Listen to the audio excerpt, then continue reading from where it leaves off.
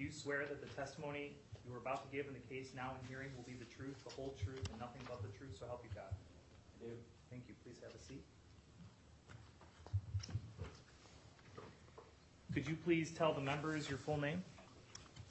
Dille. How do you spell your first and last name? First name is Dylan. Last name Dille. Were you formerly a Special Warfare Operator First Class? Yes. When was that? Joined the Navy in 2010. Checked into SEAL Team 7 in 2012. Are you currently in the Navy? No, I'm not. When did you depart the Navy? Exited the Navy August of 2018.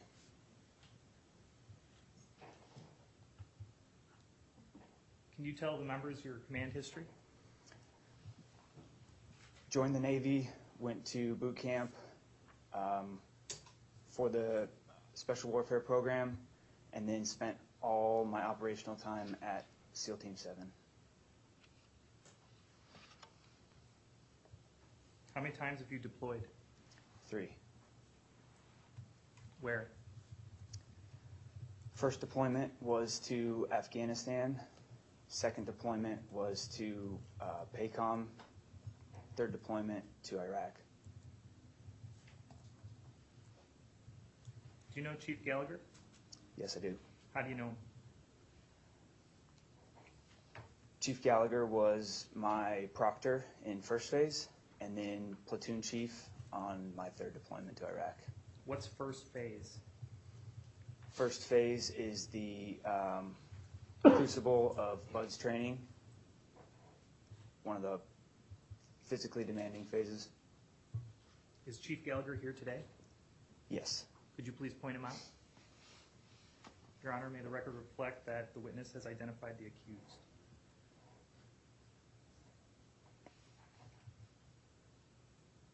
Had you heard of Chief Gallagher before you ever met him? Yes. Yep. It was my impression that he was a strong operator, and I was excited to have him as my platoon chief. Oh, approximately what's the time frame that you worked with Chief Gallagher? When were you in the same platoon? That was roughly the fall of 2015 through the deployment to Mosul.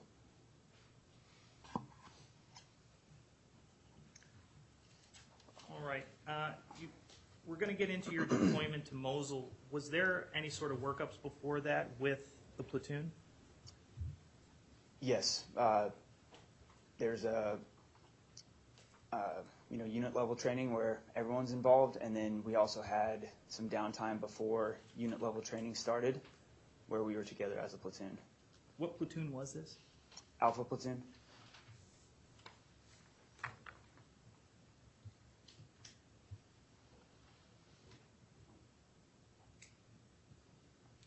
Did Chief Gallagher ever talk with you about a scenario in which it would be possible to capture an enemy combatant? Objection. Basis? Hearsay. Government response? Statement of a party opponent. Response?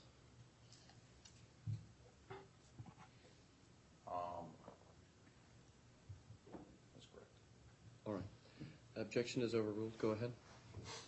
We'll see what he says. I may stand up again in a moment. All right. Yeah. I'm at a loss because I don't know what the testimony is, obviously, so. Not quite sure either. All right. Did Chief Gallagher ever say anything to you about, during workups, about possibility of capturing an enemy combatant? Yes, we were doing a pre-unit level training, standard operating procedure sort out, and he had said that if we ever get a wounded enemy, that the medics know what to do to nurse him to death. Is Chief Gallagher a medic? Yes. I want to ask you some questions about your May 2017 deployment. You had already said you were in Mosul. What was the nature of the mission? To liberate the city and clear it of all ISIS. Who were you working with?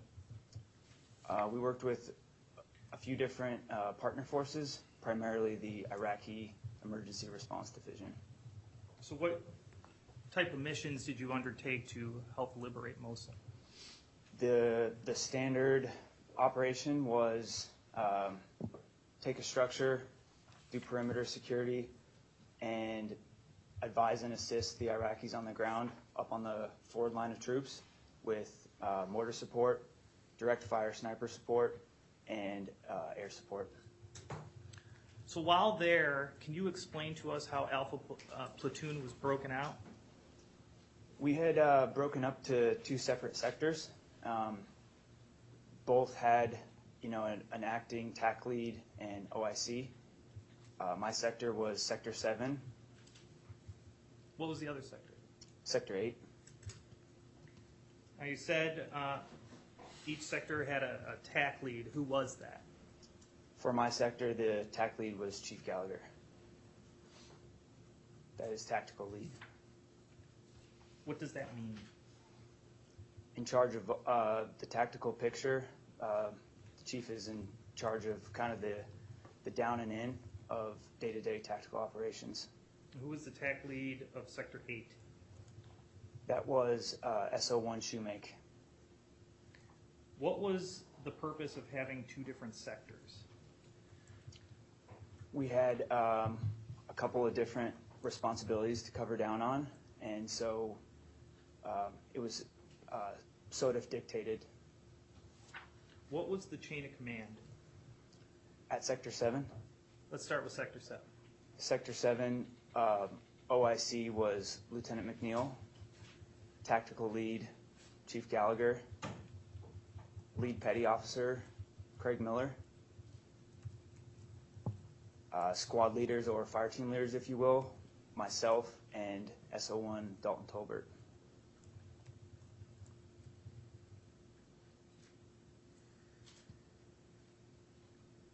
What about Sector 8? Sector 8 OIC Lieutenant Portier, tactical lead SO1 Shoemake, lead petty officer SO1 Scott, and I'm not sure about how the fire team leader breakdown went from there. What was your job on this deployment? Sniper and mortar team. What sort of training have you had as a sniper? I have been to NSW, Naval Special Warfare Sniper School in Atterbury. What sort of things are you trained on as a sniper? Marksmanship, rifle maintenance, just all things of the craft of being a sniper.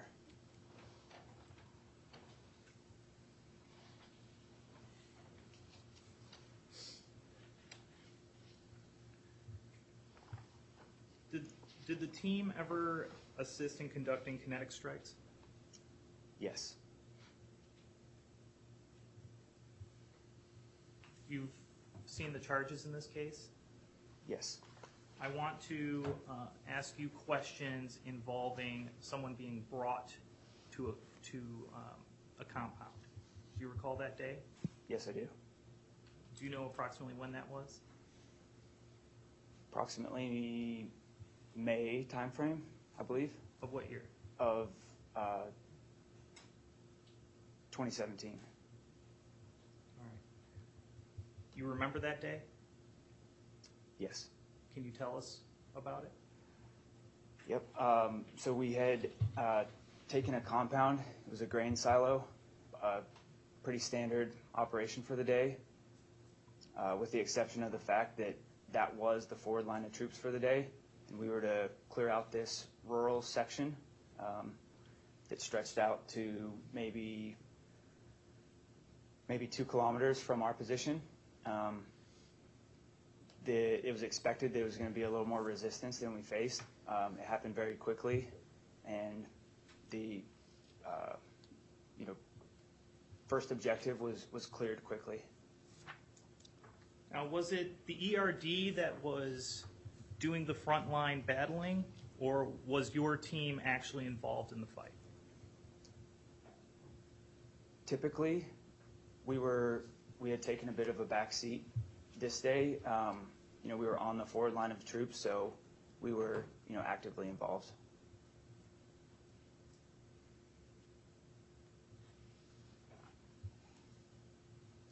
Was that the first time you had actively engaged the enemy? No.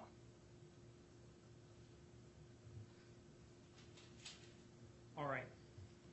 Can you tell us what you remember that stands out about that day? The prisoner incident, obviously. Well, let's talk about that. How did there come to be a prisoner? I was on the mortar tube, and ROIC came over the radio and said something to the effect of SO1 burn, we have a wounded ERD, will you come down and treat him? Which was, fairly standard. Where was the mortar tube? Mortar tube was behind a wall in the direct vicinity of the compound. Was the team split up into different elements that day? We were. What would those elements be called? We had a couple of observation posts in MATVs of armored trucks on, advantageous areas to get field of fire on the objective for the day. And that morning, where were you positioned? I was on the mortar tube that morning. And that was at the compound? Yes. You heard this call over the radio that an injured ERD was coming to the compound. What next? Shortly thereafter, Lieutenant Portier said, "Never mind, TC. It's an ISIS guy. Don't worry about it." What happened next? I was excited to see an ISIS fighter, this far away. We'd obviously encountered them a few times before, but to, look the enemy in the eye that close was something that was, definitely a unique experience. Did you hear the accused say anything in response to those calls? Shortly after Jake said, "Never mind, TC, don't worry about it," Chief Gallagher came over the radio and said, "No one touch him, he's all mine." Have you heard Chief Gallagher on the radio prior to that? Yes, How did you know it was him? from the sound of his voice. So what happened next? From there, the ERD personnel and the ERD's kind of our liaison, their TAC lead, General Abbas, was there. They pulled him off the truck. He was on the front of the Humvee. That's how they brought him in. And they pulled him off the truck and, started like splashing some water on his face to kind of revive him. He was real dusty. And they laid him down on the ground, and General Abbas grabbed him by the hand and started speaking Arabic to him. So I got a little bit closer as well. I've been to Arabic language school, so I wanted to hear what he was saying. What did he look like?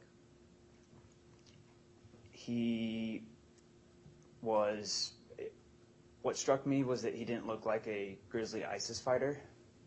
He looked about 12 years old, and he had a wristwatch around his bicep. So he was like, he was rail thin. Can you tell us about his condition? Objection. Basis? Foundation. He's not a medic, doesn't have the specialist training to be able to talk about medical condition. Well, I'll allow him to testify as to what he observed as to his condition without diagnosis. So the objection is overruled to that extent. Go ahead. His condition, I took it as, in and out of consciousness, stable, but you know, Objection what to did- stable? That's a medical diagnosis.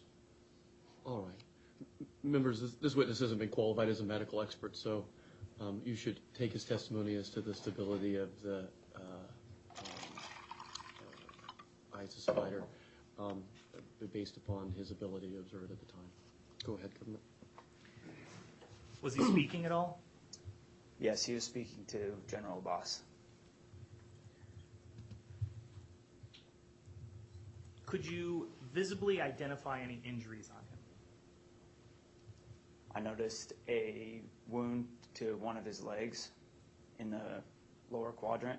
Was it bleeding? Yes. A lot? Wasn't an arterial bleed in my experience. It was Objection. just a little slightly bleeding. Getting back to medical diagnosis of whether it's arterial or All right. That sounds like a foundation objection. Government, I'll allow you to establish a better foundation for the reason that the witness believes it wasn't an arterial bleed. Yes. Could you describe what the injury looked like? Minor. Non-life-threatening. objection. Overruled.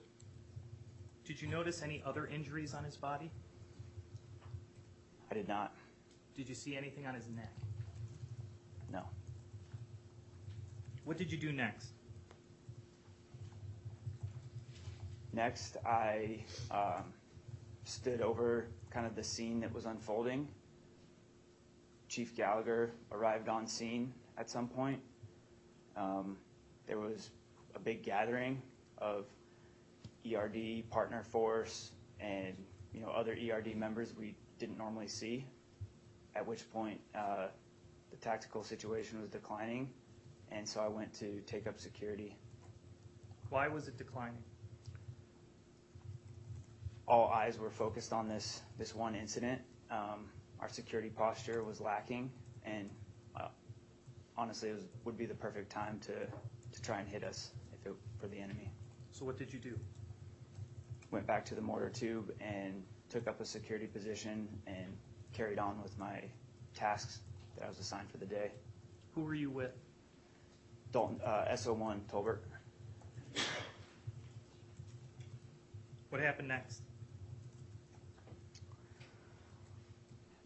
After some amount of time, I had gone to go get more batteries for the quadcopter that we would fly to use for targeting of the mortars. And Chief Miller came up to me and said, All right. So Chief Miller came up to you. What was his condition? angry. After you saw Chief Miller, what did you do next? Did what he instructed me to do, broke down the mortar tube, and prepared to return to base.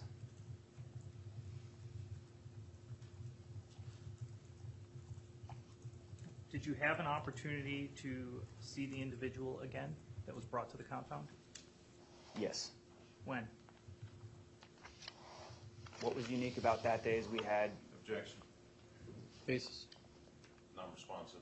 What was unique about that day? The question was, when did you see him? All right, sustained. Would you re-ask the question?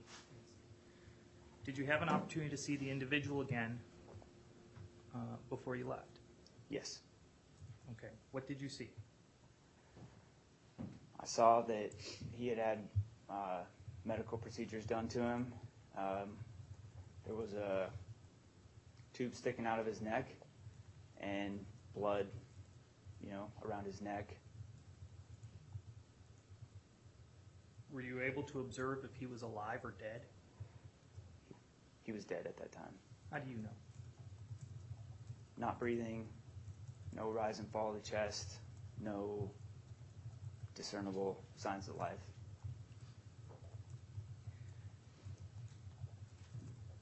Now, you said you noticed that medical procedures had been done on him. How did you know that?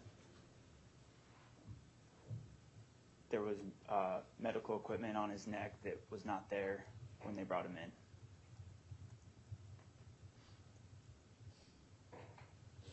What happened after you saw the body?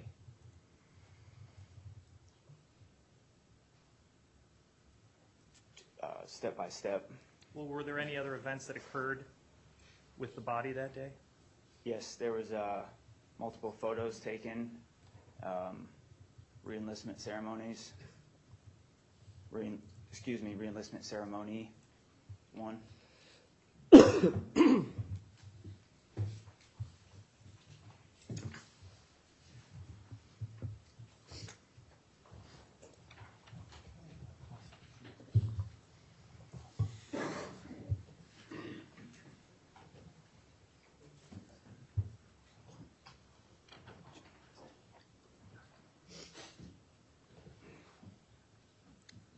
I'm going to show you Prosecution Exhibit 9. Do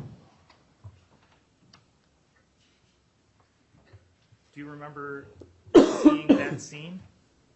Yes, I do. Could you please identify for the members where you are in that picture?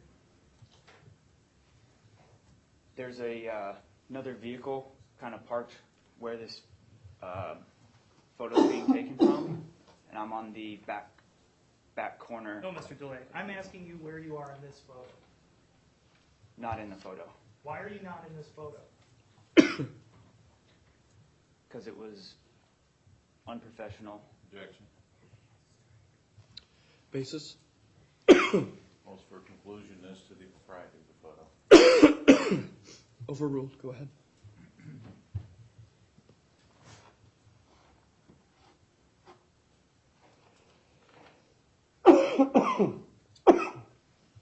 Whose re-enlistment ceremony was it that took place? Chief Gallagher's. Was anyone else re-enlisted? No, Who performed the re-enlistment? Lieutenant Portier.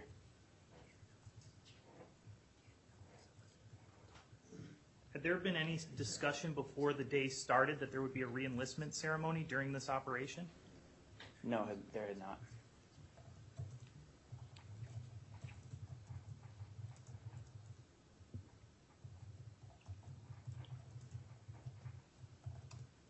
When did you leave the compound? We left the compound early afternoon, Where did you go? back to our forward staging house. Where was that? That was in a city called Badoosh. Was there some type of meeting about what happened that day? Yes, there was. Who was there? All members of the platoon. If I remember correctly, it was a day that we were switching, so members of Sector 7 and Sector 8, with the exception of Chief Gallagher and Lieutenant Portier. Did Chief Gallagher ever come into the meeting? Yes, he did. And what happened? I believe he realized what was happening what was being said at the meeting. Objection. Basis? Calls for speculation. Sustained? What did Chief Gallagher do? He called all senior E6s into a private meeting. So who went? Myself, Chief Miller, Dalton Tolbert, SO1 Shoemake, I believe SO1 Byrne was there. I believe SO1 Scott was there. It was all of the senior E6s. What happened at that meeting? At that meeting, Chief Gallagher told us that, he said something to the effect of, I don't know why, I know you guys are not all right with what happened. I don't know why you feel that way. This was just an ISIS dirtbag. Next time we get a prisoner, I'll do this where you don't have to where you don't have to know what happens. It'll be out of sight, out of mind.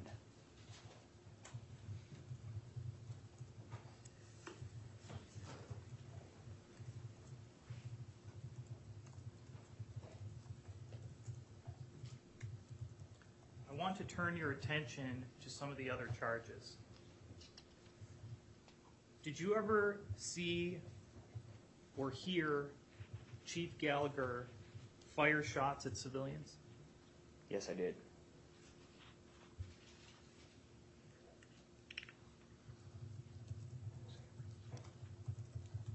Can you tell us about the first time you recall that happening?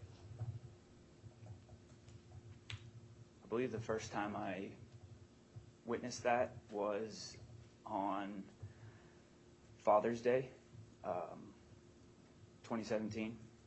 Where were you? I was in it. We frequented 2 buildings when we would do operations from the east side to try and get a 90-degree angle on the enemy, on the forward line of troops. And we would frequent these 2 buildings often. I was in the southern building that day. Prosecution Exhibit 11 for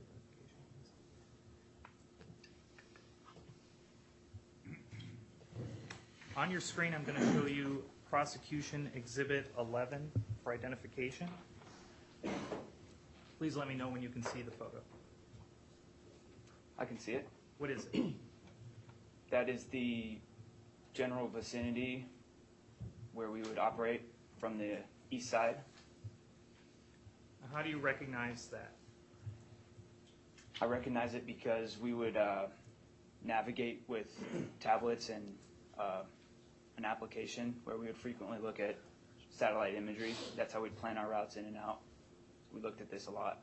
Were you ever in that area? Yes. Are you able to identify places where you were in that picture? Yes. Is that picture a fair and accurate representation of where you were set up at the time in question? Yes. Your Honor, at this time, the government would offer Prosecution Exhibit 11 for identification into evidence and ask that the words for identification be stricken. Defense objection? Brief one here. Go ahead. This was an active war zone at the time, right? Yes. And some of these structures were from time to time destroyed, is that correct? That is correct. This picture, as you see it, is this accurately reflect what the damage was at the time of this incident?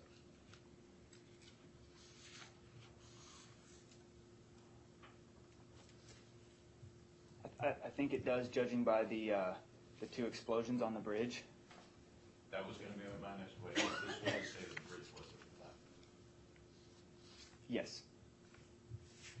No objection. For that objection, Prosecution Exhibit 11 for identification will be admitted into evidence. The words for identification will be stricken. Go ahead, Government. Thank you, sir. May I publish? You may. Publishing Prosecution Exhibit 11.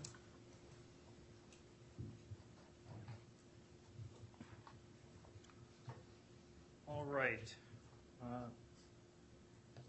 Mr. Dille, you were just explaining to us that this was an area you had been before. Can you tell us where you were? Specifically on Father's Day, Yes. I was in. Yeah, I can point to it. All right. Well, can you describe for us, first using words, where in the picture? Yep. So, if you can contact the bridge where it first enters the photo, there's kind of 4 legs coming off of there. You take the southern leg or left leg of that bridge, go up until you see your first explosion, where the bridge is blown up, and then go left until you see concrete built, your first concrete structure you come to, and that is the building. All right. Well, you described that much more exact than I would have ever expected. So I am going to ask, Your Honor, if it's okay if I could have the witness stand up and point to where he's discussing. You may. All right. Go ahead. If you can come around to the big screen and just point for us where you were positioned. All right. So the witness is pointing approximately the bottom third of Exhibit 11 at a building that appears to have been partially knocked down in the center of the exhibit. All right, thank you. Why were you positioned there? We were positioned in the area because it was advantageous to target the enemy. I was positioned in that specific building because those were the only two, with the exception of one building in the carnival, the only two hardened structures that gave you a elevated position. So what was the area, what was that you were in? As far as the purpose of the building, Well, you were in a building? yes, All right. Was anyone else there? yes, Was this an area you had been before? yes. So when you would come to this area, how would the team set up? We would typically park trucks behind a berm that you can't see in this photo, and then two sniper teams would go up and occupy the north building and the south building, and sometimes a building in the carnival. All right, I'm taking down Prosecution Exhibit 11, and I am going to show you Prosecution Exhibit 12 for identification.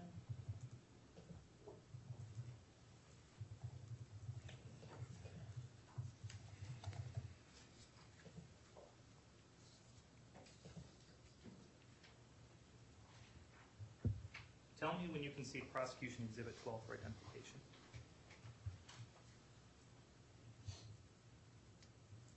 I could see it. What is Prosecution Exhibit 12 for identification? That is a close-up view of the area of operations we were just looking at. How do you recognize it? Once again, because we looked at it on imagery every single day. Is it a fair and accurate representation of where you were set up on Father's Day 2017? Yes. Your Honor, the government would offer Prosecution Exhibit 12 for identification into evidence and ask that the words for identification be stricken. No objection. Without objection, Prosecution Exhibit 12 for identification submitted evidence. The words for identification will be stricken. Your Honor, may I publish at large? You may. I'm publishing Prosecution Exhibit 12. All right, Mr. Dille, if I could ask you again to stand up and point for us where the team was positioned that day. That day we had sniper teams here and here. I was positioned here. All right, so you've identified, was that the same building? Were both positions part of the same building? No, they were not. Maybe originally, but at the time of our operations, two separate structures. All right, so you've identified the two structures that appeared to have been damaged that you previously identified in Prosecution Exhibit 11 and showed us that you were positioned at the one to the lower left of the exhibit. That is correct. Who was in the one? Hold on just a second. Let me just specify for the record. In Prosecution Exhibit 12, there appears to be a building with a pink roof. Immediately to the south in the picture, there appears to be a raised structure based on the shadow. That's the structure that the witness indicated that he was in. To the southeast, in reference to the picture, there appears to be another raised structure based on the shadow, and that's where other members of the unit were located. Go ahead, government. Thank you, Your Honor. Who was located in the structure adjacent to you? In this structure was Chief Gallagher, I believe SO1 Arrington was in the building that day. Can't be sure about the other snipers. All right, thank you.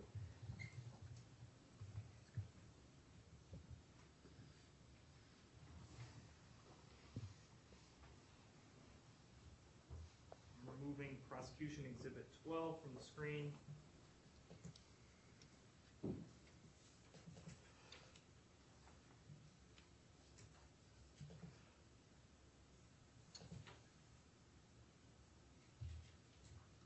I'm again showing Prosecution Exhibit 11.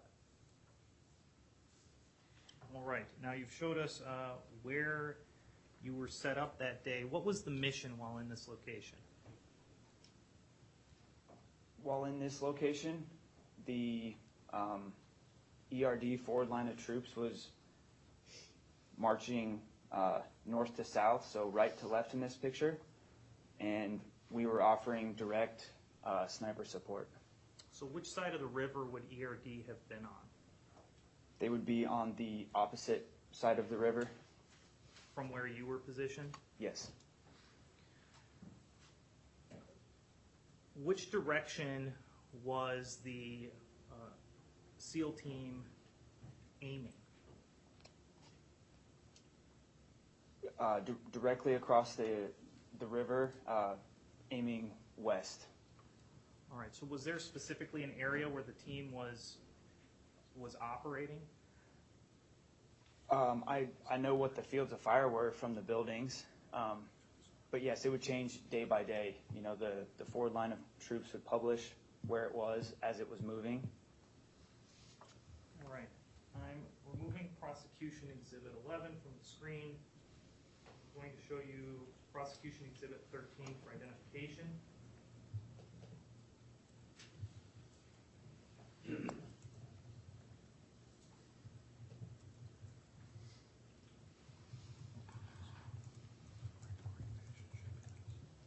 Let me know when you can see Prosecution Exhibit 13 for identification. Have it. What is Prosecution Exhibit 13 for identification? That was called Murder Alley. What is it? Close up of the field of fire that we had from both, we called them rubbled out buildings, 2 buildings from prior. Was this the area that you were targeting on Father's Day? Yes. Is this picture a fair and accurate representation of that area on that day? Yes, it is. Your Honor, at this time, the government would offer Prosecution Exhibit 13 for identification into evidence and ask that the words for identification be stricken. Defense objection? Just a brief one, dear, that You may. kind of applies to all of these. Is that orientated north up, or is it That is north to the right. north is, okay, so it's, got it. A little twisted. Thank you. Yes. I was a little confused when he was pointing. And I up probably the same didn't help by time. referring it to south in the picture, even though it was not true Yeah. south. Okay, Any objection to No. Prosecution Exhibit 13 for identification? no. All right. Without objection, Prosecution Exhibit 13 for identification is admitted evidence. The words for identification will be stricken. Go ahead, government. Your Honor, may I publish? You may.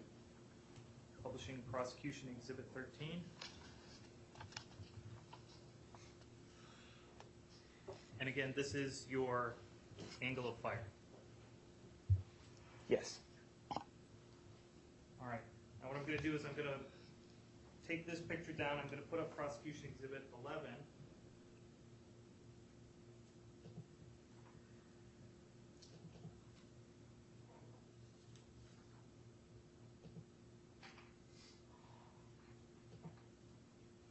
Members, I've failed to ask you whether you've been able to see these images on your videos. If there's ever an image up here on the screen that you don't have on your video, would you please raise your hand so we can make sure that you've got access to the picture? Sorry, government, go ahead.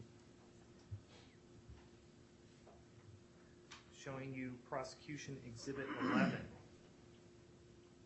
Now, Prosecution Exhibit 13, you showed us, was the area where you were targeting. Could you please stand up and show us where that would be in this photo? Yes.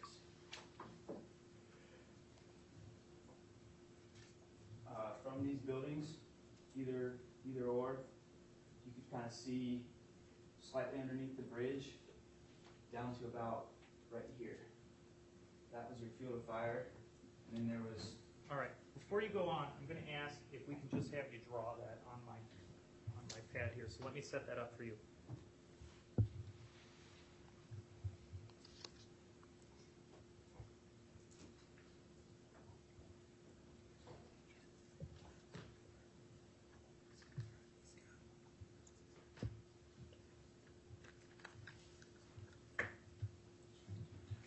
All right.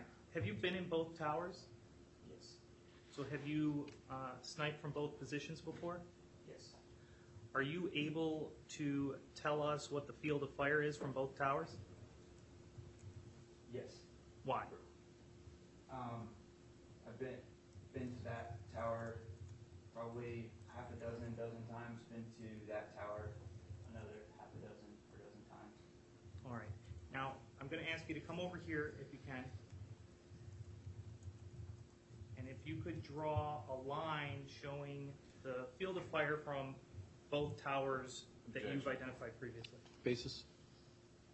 Is this an entire field of fire for all positions, or are we gonna get, you know, 'cause presumably each position has a different field of fire based on the loophole or window or whatever.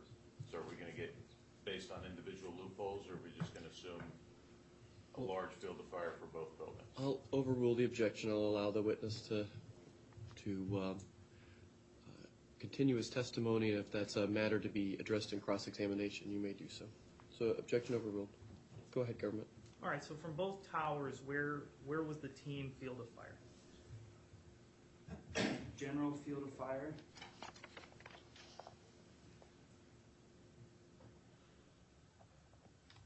With a small opportunity, but another small field of fire. It was about there. Okay, so you've diagrammed the major field of fire with two long yellow lines and a smaller opportunity, you said, with two smaller yellow lines. Yes. All right. Your Honor, I would offer this as Prosecution Exhibit 14 for identification. Ask that it be entered into evidence and the words for identification be stricken. No objection. Give me just a second. You can have a seat. Thank you.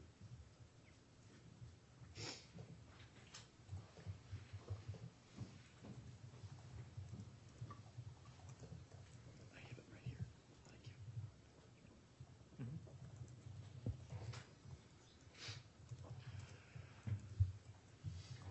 All right, without objection, Prosecution Exhibit 14 for identification submitted evidence. The words for identification will be stricken.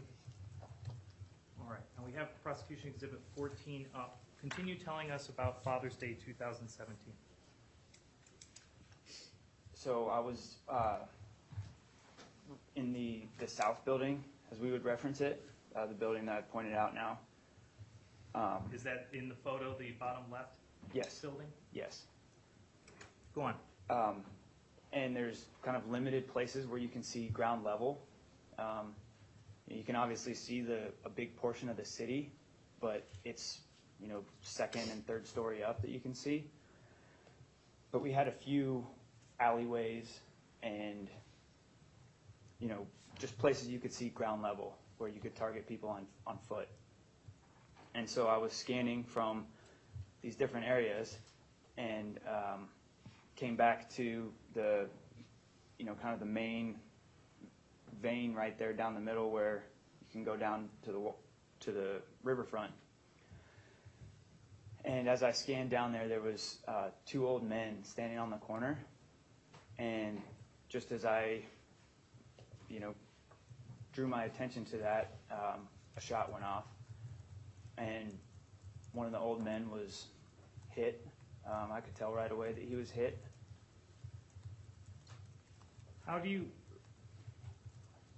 What was the man that was hit doing? Standing there with another elderly man.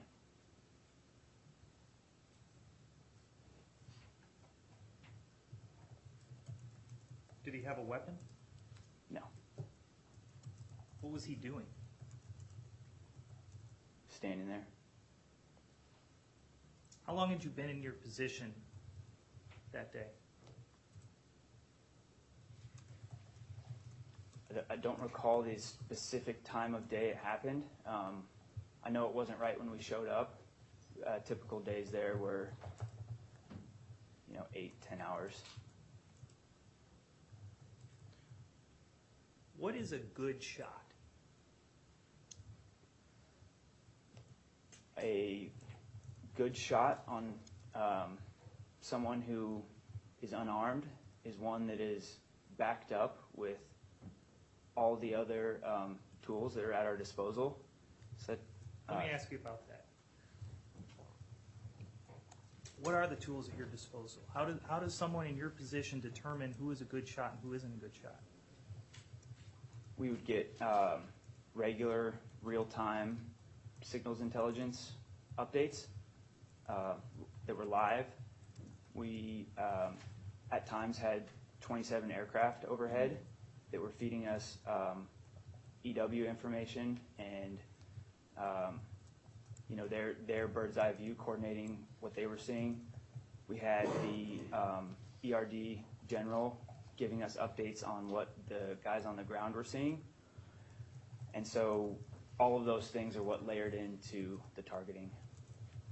Beyond those things, what did you have? Beyond that, you have, the obvious things, men with weapons, females with weapons, guys with body armor in, fatigues that are stolen from U.S. caches. Those are the obvious ones. Now, the individual that you saw get hit, what indications did they have as to whether or not they were a good target? There were none for that target. So you said you saw the individual get hit. Tell us what you saw. I saw a vapor trail coming from the other building and heard a report from the other building. When you say a report, what do you mean? A rifle being fired. Were you looking with your naked eye and watching this scene? No, that was through a scope. Scope mounted onto a Mark 13 sniper rifle. And what did you see that indicated to you that the old man had been hit? I watched the vapor trail strike him, and I could see his white clothes. I could see that they were hit, and then as he ran around the corner, it developed into a blood spot that I could see. Did you see what he did next? He fell down multiple times, kind of struggled to get back up, fell down, kind of regained his strength, and eventually got out to the road where they had T-walls lined up against the road. He got around one of those T-walls, and then I didn't see him anymore. So do you know what happened to him? I don't.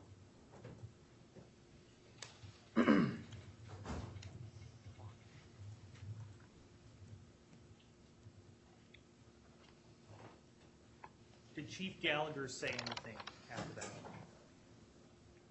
I don't recall exactly what was said, other than the fact that he had thought he'd missed. Objection. Basis? What Chief Gallagher thought. Calls for speculation as to what somebody in a completely different building was thinking at the time. So I believe it's, No personal knowledge. I believe this is being offered as unless I've understood it incorrectly, this is being offered as a statement of the accused overheard by the witness. Is that correct, government? Yes, it is, sir. All right, then the objection's overruled. That was information you heard over the radio? Yes. Who else was in that tower? Or who was in the other tower? The opposing tower? Or The not one, my tower? not your tower. Chief Gallagher, SO1 Arrington, I believe a medic was with them. I don't recall who else. Typically it was a 4 to maximum 6-man team.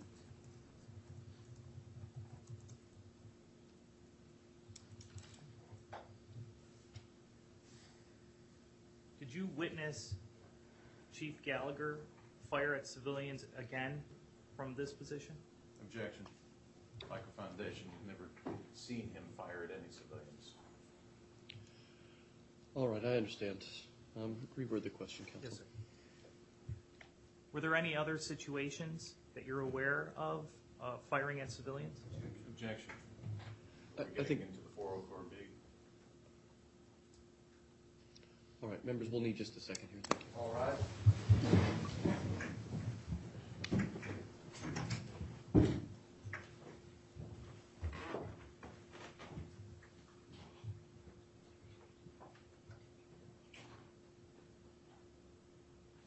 Everyone, please be seated.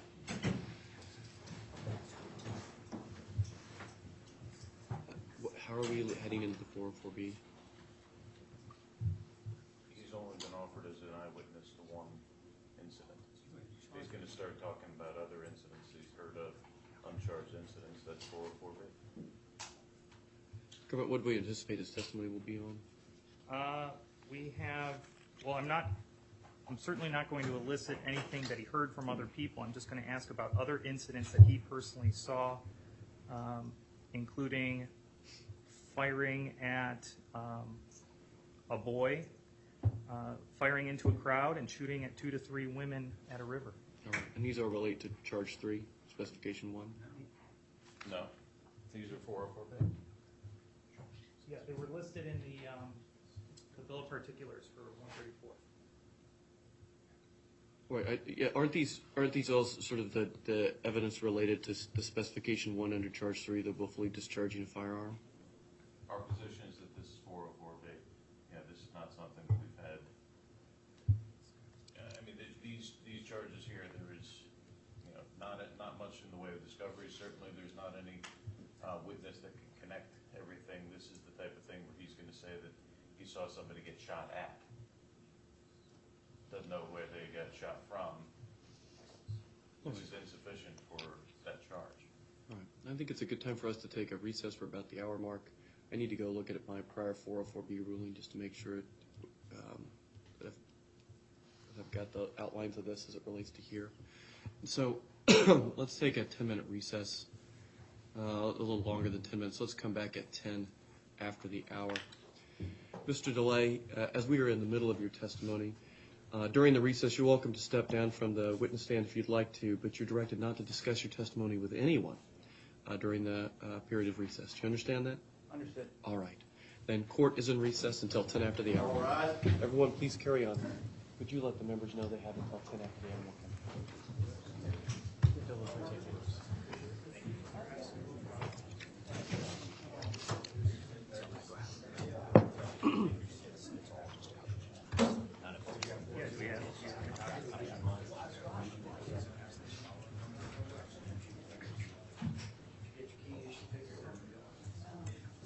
I got the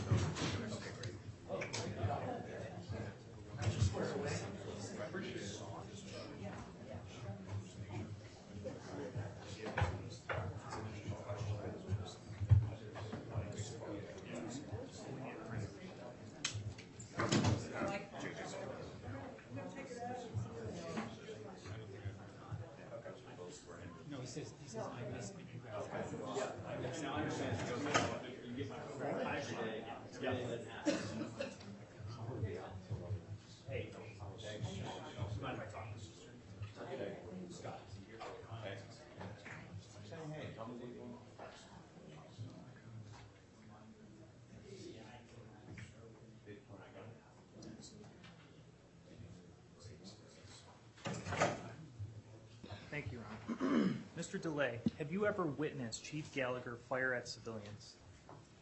Yes. Can you tell us what you saw? Yes. One instance, I was in the north building of the 2 buildings we've been speaking about, and with Chief Gallagher. I was in a bathroom shooting out of a loophole, a small hole in the wall. All right, let's take it from there. Do you recall when that was?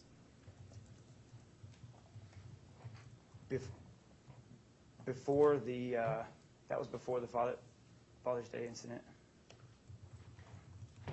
You were in the bathroom shooting from a hole in the wall. What was Chief Gallagher doing? He had positioned himself in a large hole that had been created from what I thought was an airstrike in the room just directly outside the bathroom. What happened next? Chief Gallagher was engaging something with multiple shots, and so I peeked around the corner to get a general bearing of what he was targeting, to see if I could support. Got back down on my rifle and confirmed what it was. Skewed my scope to where I just got the rough bearing to, and it was, a crowd of civilians. How could you tell that? We had no live intelligence telling us that group was ISIS. There were no airstrikes going on in the area or targeting them directly. There were airstrikes going on all over in the area, but not targeting them directly. There was no other no other tools that we used to target people were presented.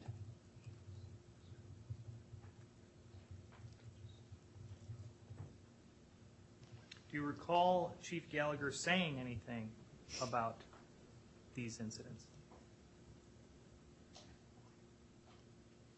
Like back home in the States, or just...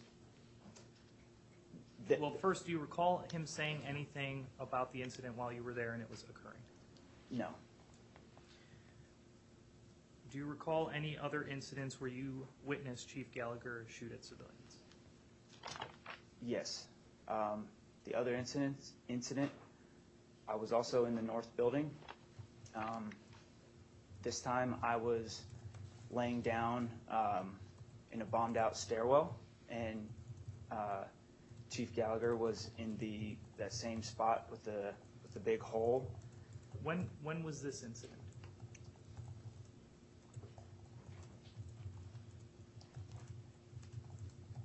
Also before the Father's Day incident, sometime during those, frequent trips to the east side. What did you see?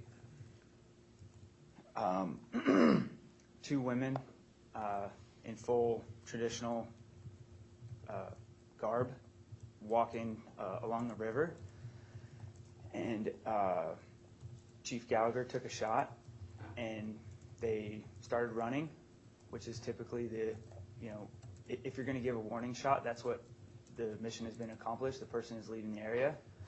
And then there was multiple follow-up shots that I took as... Objection. Basis? As to his conclusion of what multiple shots means? Overruled. You observed multiple other shots. Who took the shots? Chief Gallagher. Did you see where those shots connected? They did not hit the women, but they were, close to them along the ground. Did you witness this with your eyes? Through a scope, yes.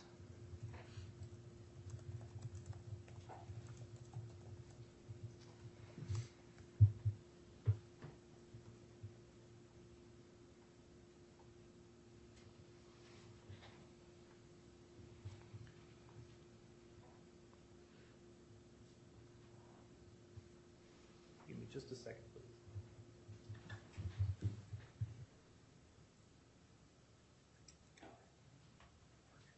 All right, Mr. Dille, I want to ask you if there was a time that you ever talked with Chief Gallagher about these allegations.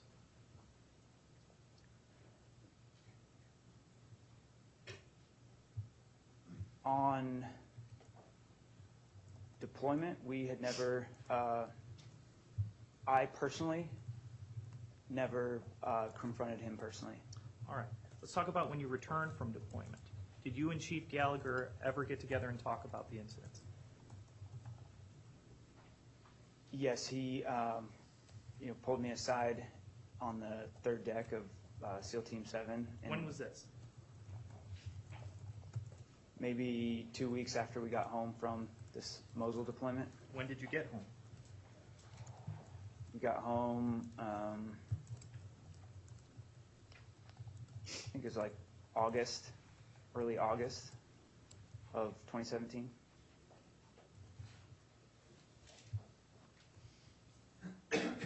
What happened in that meeting? Chief Gallagher basically came up to me and said, hey, I hear that you guys are talking about what happened on deployment. don't, basically stop talking about it, and I'll stop talking about it.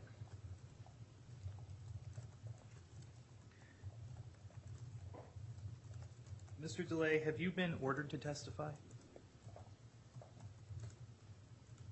Yes, yes. Do you have, has the government given you immunity in this case? No, Are you represented by an attorney? no.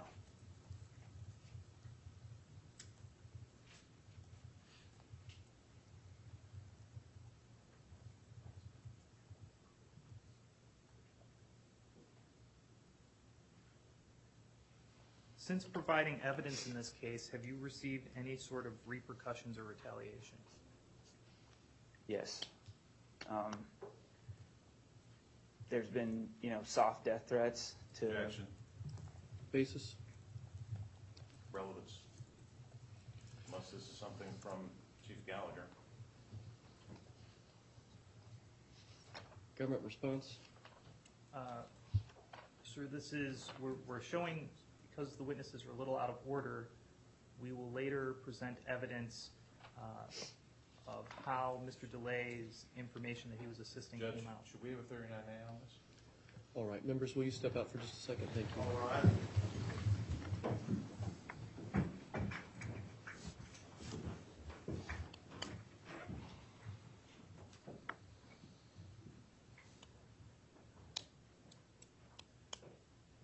Everyone, please be seated. Just can I ask a quick procedural question?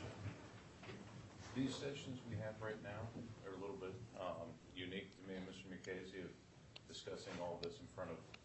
Is that normal? Well, I'll sort of try to make a call on whether I think the information is likely to affect testimony, Okay. and whether or not we'll need to voir dire the witness in order to do that. If there's a concern that what's going to be said might affect the testimony of the witness, then we'd excuse him and just ask him to step outside. We've done that. I think it happened once, maybe Yeah, we did that yesterday, once and yesterday. it's sort of it depends on whether I can divine from the topic matter whether it's. Sure.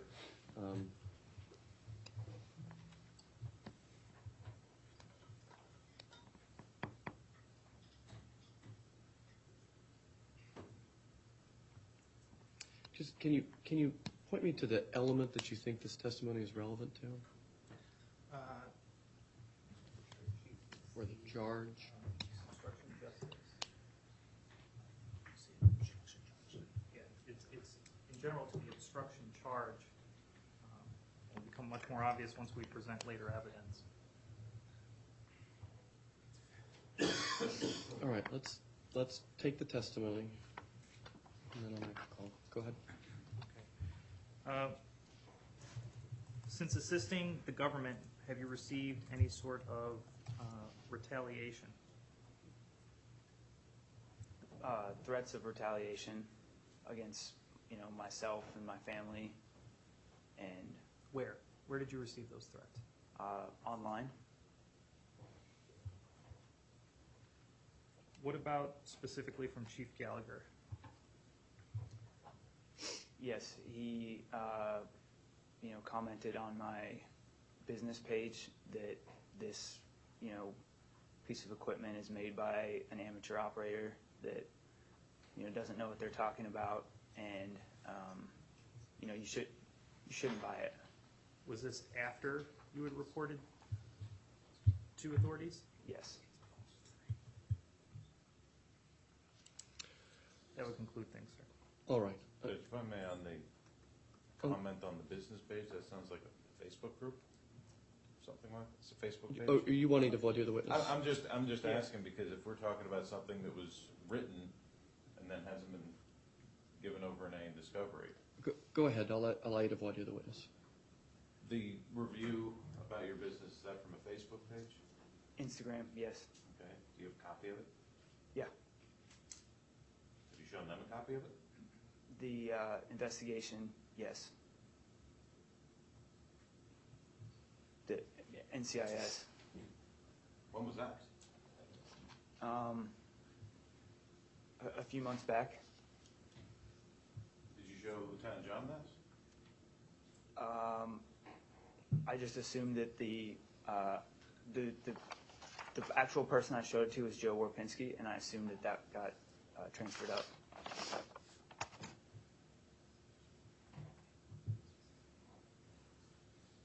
And is it, so when did this happen?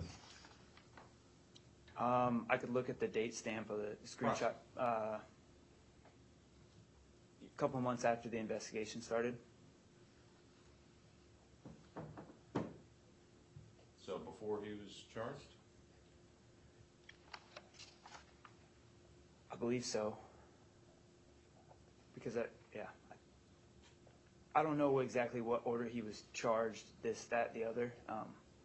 And he posted a review in his own name? Yes. And you sure it was his profile? Yes. You have a copy of it here today? Yeah, I do. I can grab it if.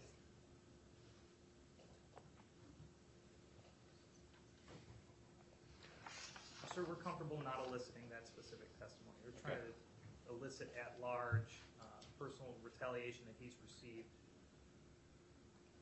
All right, well, so far, let's do this. I think it is probably appropriate, Mr. Dille, for you to step out just for a second. Yeah. Right here.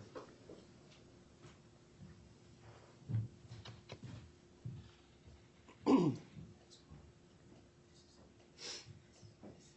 right. So you're not going to elicit the Instagram comments. Is that what you're telling me? All right. So all I'm left with then is he received threats of retaliation online.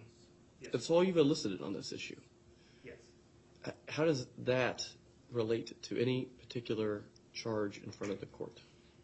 Mr. Dille's name, we will contend that Mr. Dille's name was released online because of text by Chief Gallagher to other SEALs telling them to put them on blast on social media, at which point Mr. Dille started to receive death threats. All right, so then why does that second part, though, relate to the first part? Like the first part is the charge. How does that second part relate to it? It's not an element of obstruction whether the obstruction actually occurred, right? It's an act by the accused with a specific intent. So why do subsequent sort of anonymous online threat relate to the offense? Well, the government offers it to support that the action did in fact occur, that people received the message, and you're right, there's no element to prove that the obstruction occurred, but in this case it did. All right. I'm going to sustain the objection. To the court's mind, that the testimony is currently elicited as so vague as to essentially have broken the chain of custody between the government's potential evidence to put Mr. Dille on blast, and whether this is then connected to that. Yes.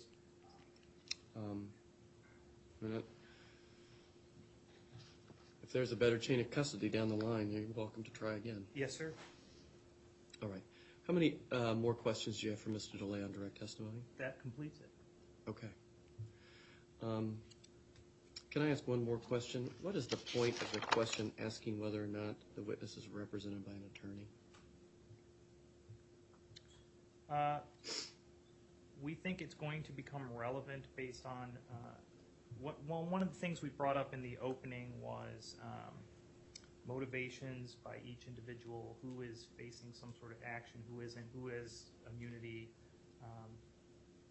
because it could taint their testimony. So we just wanted to get ahead of things and let the members know. So the immunity thing is fine. I'm just asking about this question. Are you represented by an attorney? What does that have relevance to your case in chief? I think that as we go through witnesses, we are going to find that certain individuals represented by a specific attorney will have, that their testimony will change. All right. I'm going to ask that you not ask that question anymore. So far in the way it's come out, it seems to have, inadvertently at least, created the impression that if someone has an attorney, their testimony is somehow more problematic than if they don't have an attorney. No, that certainly was not my intention. Yeah. And I don't want to leave that with anyone with that impression. So let's stop asking that question. Understood. Yes, sir. All right. How long would you like during this recess? Is 20 minutes sufficient? Can I get a little bit more? 30 to 45? Can I give you 30? I don't like the negotiating with the judge, Sold. so I will take 30. Okay, then we'll go into recess until 10 after the hour. Would you bring in Mr. Dille just for a second? Mr. Dille, come on in, have a seat. Just stand next to the witness stand. Mr. Dille, we're going to go into about a 30-minute recess here. During the course of that recess, again, I remind you that you're in the middle of your testimony. As a result, you're directed not to discuss your testimony with anyone. Do you understand that? Understood. All right. Are we ready to call back the members? Yes, sir. Yes. Would you ask the members to join us? Are we going to finish that last question and then? No, I believe they're done. Oh, sorry. I have that right, Reverend? You're done? Yes, sir. Okay. So we're going to strike the soft death threat answer from the record then? Did that occur on the record? Yes. Yes, it did.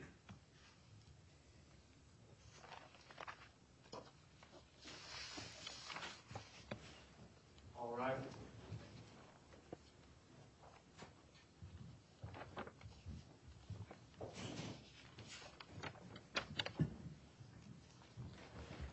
Everyone, please be seated.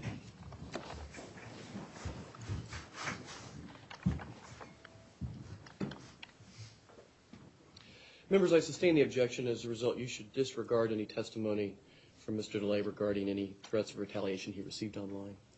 Government, have you concluded your direct examination? Yes, Your Honor. Thank you. Members, there's probably a good chance for us to take a little longer break this morning. So I'm going to release you until 10 after the hour, 11:10. If you'd be back here at the deliberation room at 11:10, we'll continue. Please carry on.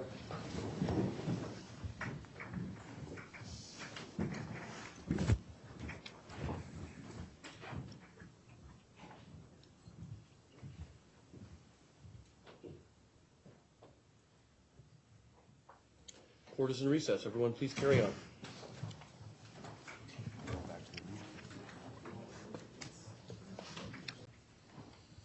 Morning, Mr. Dille. Morning, Mr. Palator. You and I haven't met before, have we? No. Okay, so we haven't had a chance to go over any of these questions I'm asking you? No, we have not. Okay. Did there come a time when a defense investigator or somebody from the defense team did reach out to talk to you early in this case? No. You didn't receive a call from a Billy Little? Me personally, no. Okay. How many times have you met with the prosecutors in this case? 3 times, sir. How many hours total? Probably at least a couple hours per time. Okay. And then what about NCIS agents?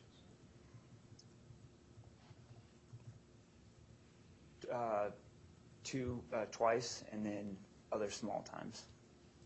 Yeah, How there many wasn't hours, maybe 5. Okay.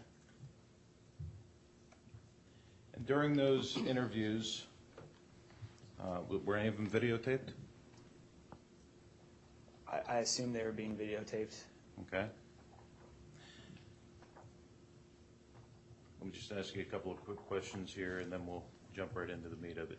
You never personally watched Eddie Gallagher pull the trigger on any of those events that you discussed before, did you? I did witness him pulling the trigger, yes. No, about the incidents we discussed earlier where he's shooting from a different building. You didn't see him pull the trigger there, right? From the different building? No, Right. I did not directly. Okay. Correct. So you didn't see him pulling a trigger at these women? Directly observed? No, I did not. Okay. You didn't see him pulling the trigger at the old man? That is correct. You didn't see him pulling the trigger when you were watching this crowd, right? Correct, yeah. Okay. You based your testimony that you think he was the one pulling the trigger on other factors, right? Yes. Like seeing vapor trails coming from another building, right? Yes. Okay. Now, in all those times you met with NCIS and the prosecutors, The very first time you ever said vapor trails was last week, right? It's possible. I'm not sure, but Okay, so and you started talking with investigators back in April 2018? that's correct. Okay, so for the first year of this investigation and prosecution, you never mentioned vapor trails, did you?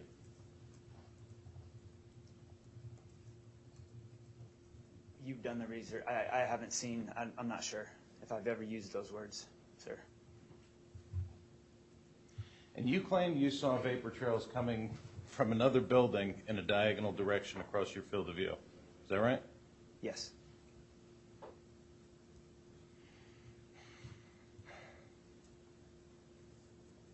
Is that a common thing to see vapor trails going all across the battlefield like that? I wouldn't say all across the battlefield, but when you're in the same general bearing, that's very common, yes. Okay. But if you're in a different building, Yes, you can see the vapor trail from a round coming from a different building. why didn't you think to mention that at any of the earlier interviews? At the time with the interviews, it was more of a conversation about what happened. Now that it's a court of law where every specific matters, I believe that's the reason why it didn't come up. So it wasn't important to give them all the details before they arrested Chief Gallagher? You only decided to add this detail right before the trial because now the details matter? There was a very large amount of subject matter to cover, and while 5 hours sounds like a lot, it was broken into two and a half hour meetings. And it was a lot to cover in that amount of time. Well, it's not that much material. You didn't see the alleged stabbing, did you? No, sir. You didn't see him pulling the trigger on either the old man or those two women, did you?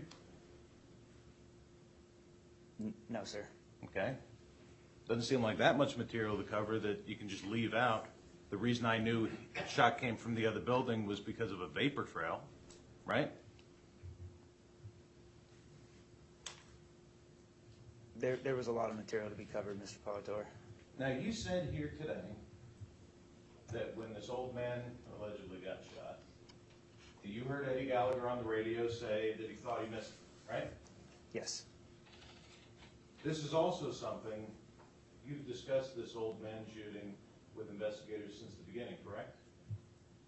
Yes. This is also something that you said for the first time last week to these prosecutors, right? I don't believe that is correct, but Well, when you initially met with the investigators back in April of 2018, you didn't mention it at that time, did you? I'd have to look at the record. Okay. We can go through that in a second. You remember instead telling them that you didn't hear him, instead somebody else told you that he shot him. Remember that? I'm not familiar with exactly what you're talking about.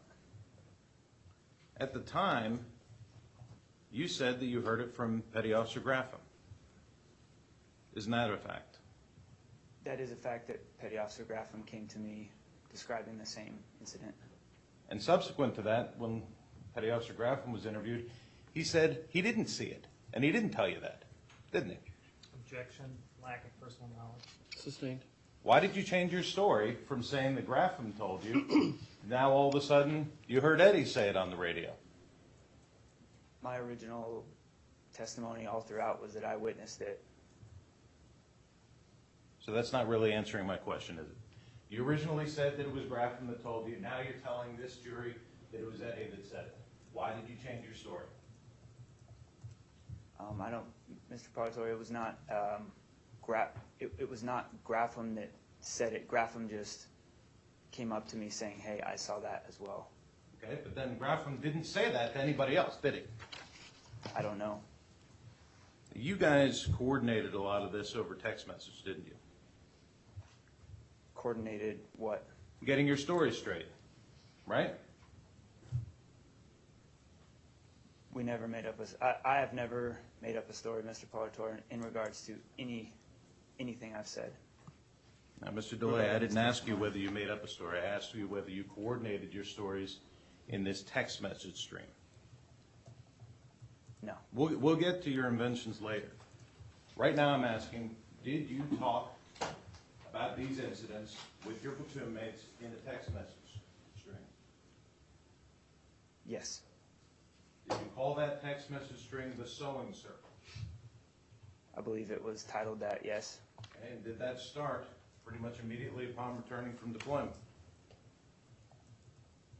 I'm not certain when it was started.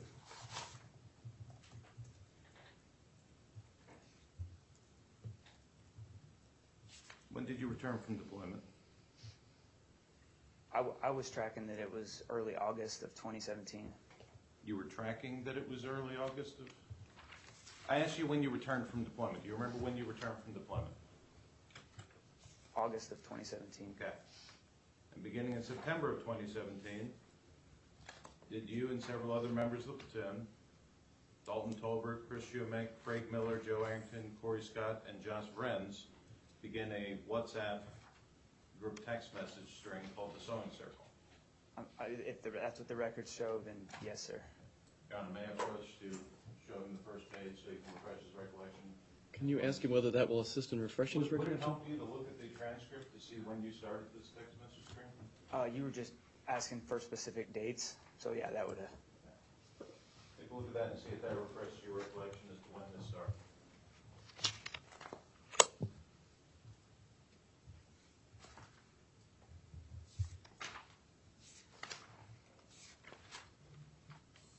So yeah, September of 2017. Okay. And in this text message string, you talked about the allegations in this case? Not specifically, I don't think so. You talked about trying to coordinate to go to leadership and tell them things? Yes. You talked about making sure that people get on the right side, right? I don't know when that was said. Well, on the very first day, did you say, it doesn't matter if people take our side this time either. Our shit is watertight, and if people take Eddie's side, they're going to have a dick on their foreheads when it's all done. Did you say that? Yes. And that was in relation to seeing whether J.C. Byrne would support your story or not. Is that correct? Not only J.C. Byrne, that was in relation to the head shed and above. So you're worried about J.C. Byrne is what, another SO1? At the time, he was either SO1 or had just picked up chief. Okay, so you're worried about that member of your platoon, whether he's going to take your side. You're worried about the officers, whether they're going to take your side, right? I was never worried. That's right, because your shit is watertight, right? The truth is watertight, Mr. Parlator. Okay. Then why did we change our stories from Grafton told me to I heard Eddie say it? I believe you've taken that out of context. Well, I'm going off of your own statement.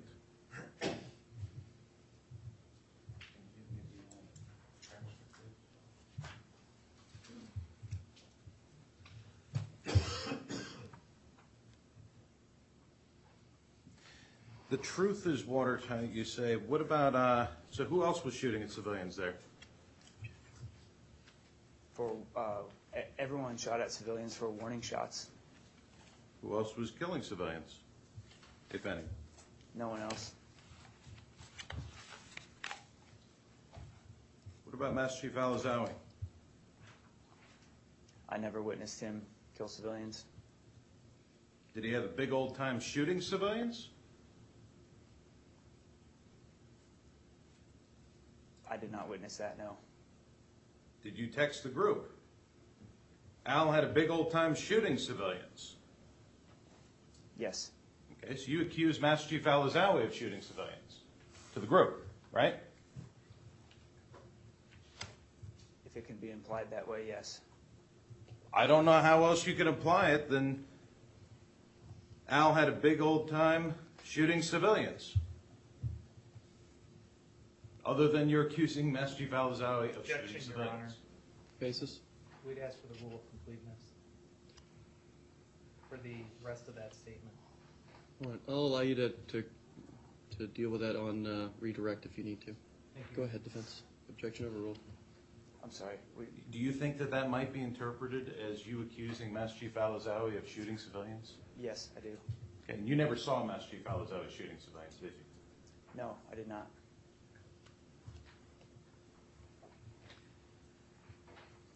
Did you discuss with NCIS that Master Chief Al-Azawi was shooting civilians? No, I did not. Did you discuss with these prosecutors that Master Chief Al-Azawi was shooting civilians? No, I did not. Why? I discussed with the NCIS that Al-Azawi was not shooting civilians. Oh. So you tell the other witnesses that he was, and you tell NCIS that he wasn't, right? That's how it appears, yes. On direct, you said that the ISIS fighter appeared to be about 12. Is that correct? If that's what you're reading, that's correct. No, here. Oh, today? Yes. Yes. Okay. You've told investigators and prosecutors at other times a whole range of ages. He appeared 13, he appeared 14, he appeared 20. Right?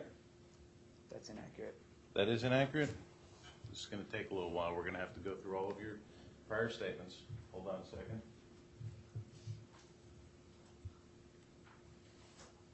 Do you recall, during your first interview with NCIS, you were asked this question, you gave this answer.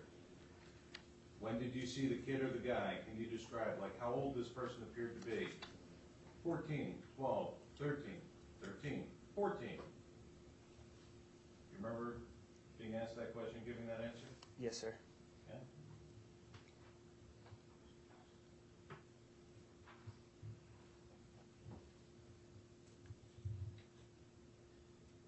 Do you remember speaking with Special Agent Warpinski on October 5th of 2018? And saying, do you recall thinking the ISIS fighter was young, but one of the interpreters told you he was about 20 years old? Remember that? Yes, I do remember that. Why did you pick 12 to tell this jury today when you've told all these other ages to the investigators? That was my estimation. Very, very young. Why didn't you say very young? Why did you say 12 to this jury? Because it fell in the range of the age that I thought he was. So between 12 to 20, best to try and tell them 12, right? Mr. Palator, my estimation was somewhere 12 to 15. Other people had said their estimation was 20, the interpreter specifically. Okay, but you didn't tell them 12 to 15. You told them 12 because you want to make it look worse, right? I'm not trying to make anything look any way. You have a desire to ensure that Chief Gallagher goes to jail, don't you?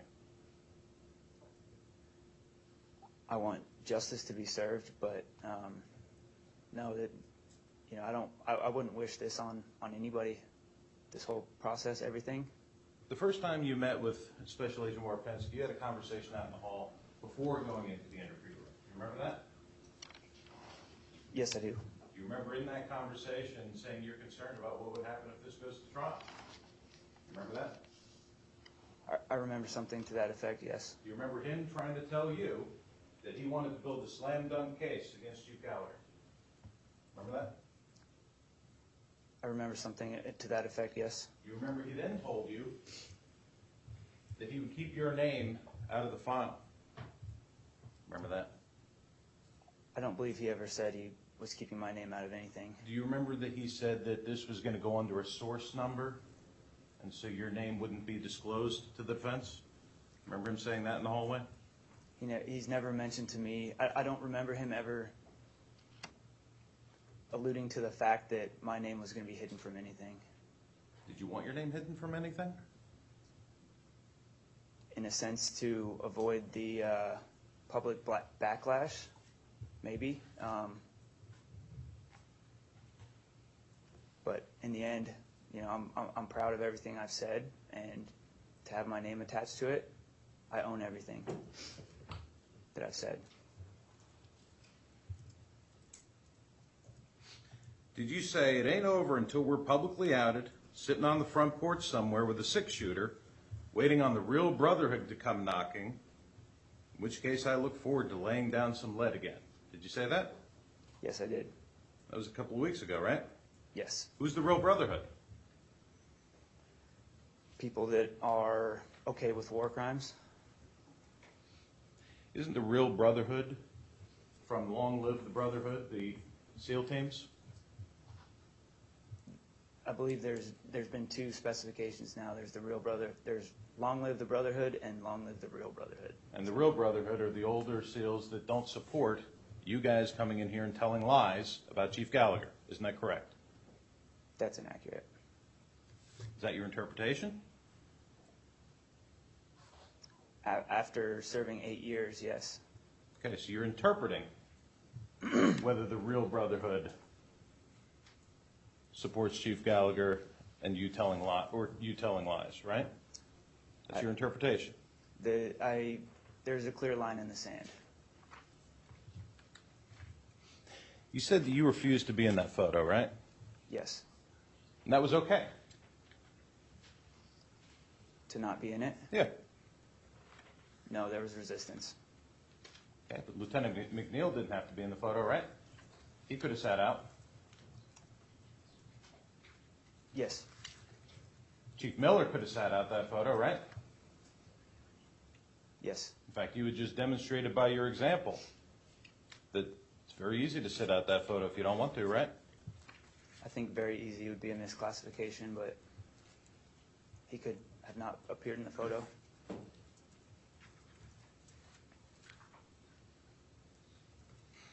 Going back to the original text string.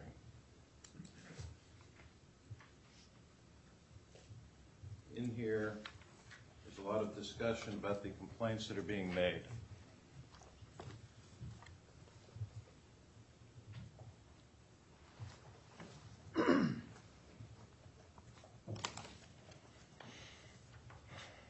You remember this?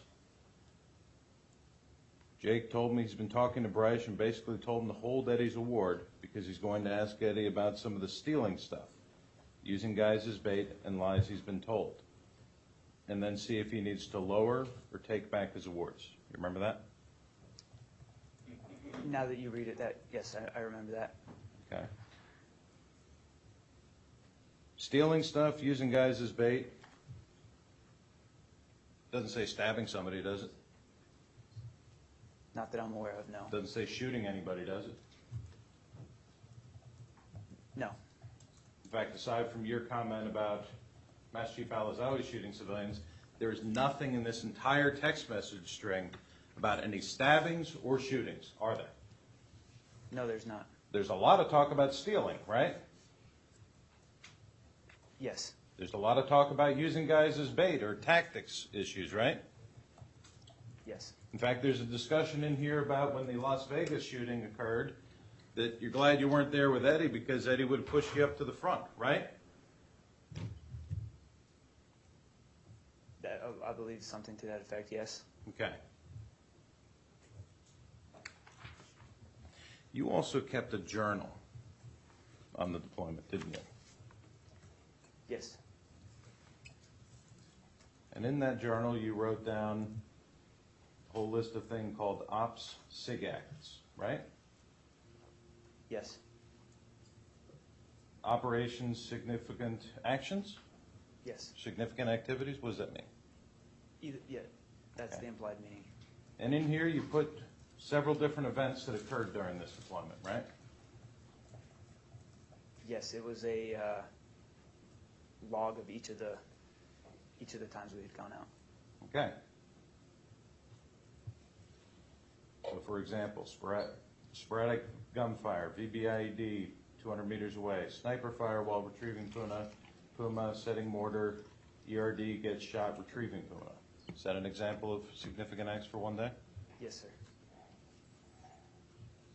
You did this throughout the deployment, right? Yes.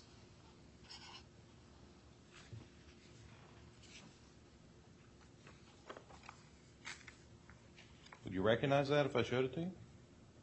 Yes, I would.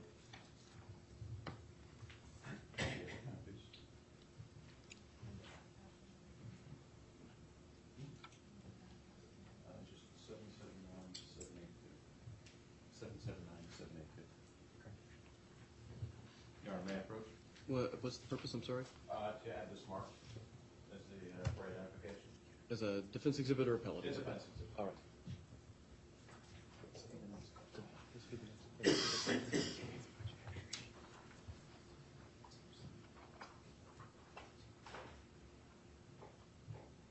Liberate, Bravo. I'm going to lose things later. We'll keep track.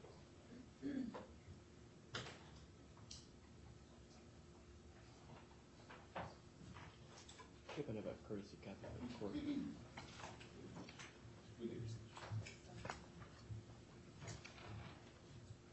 Trade you, there's defense exhibit Bravo for identification. I've just handed you what's been marked as defense exhibit Bravo for identification. Do you recognize that? Yes, I do. What do you recognize that to be? My journal that I kept of operational significant actions. Okay. The pages I've handed you, are those numbers fluctuant? The acts themselves.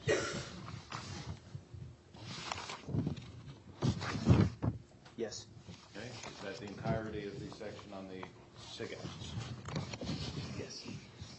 Is that copy fair and accurate representation of what was actually in your notebook at that time? Yes, it is. Your Honor, I would like to offer this into evidence at this time. It's the defense exhibit Bravo. Government objection? We have a moment to look through here and make sure there's.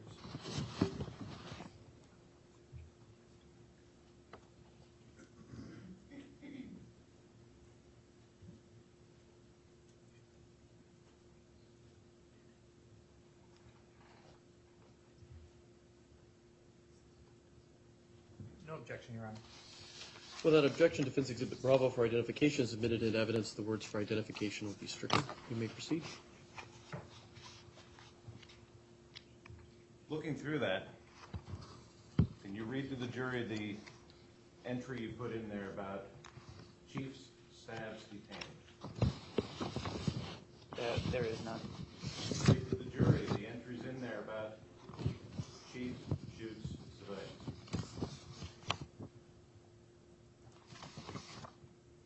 I believe there is one for the Father's Day. Find it.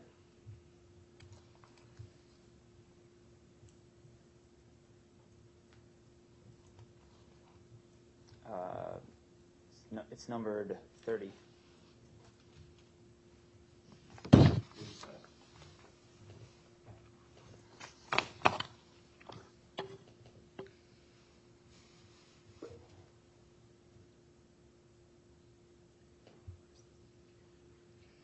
Counsel, I think, let me hold on just to make sure we've got version control here. My version of defense exhibit Bravo just goes to 29. But how many pages do you believe are in defense exhibit?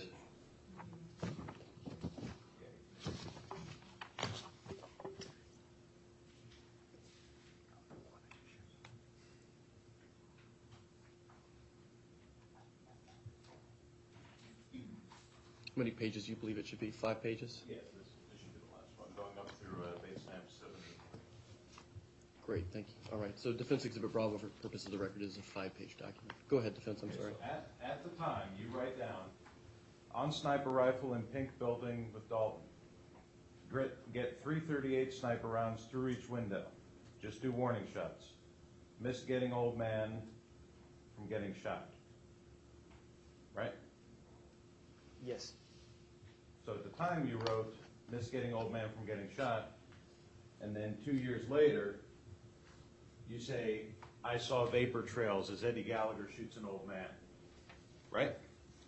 Yes. That's not in here, is it?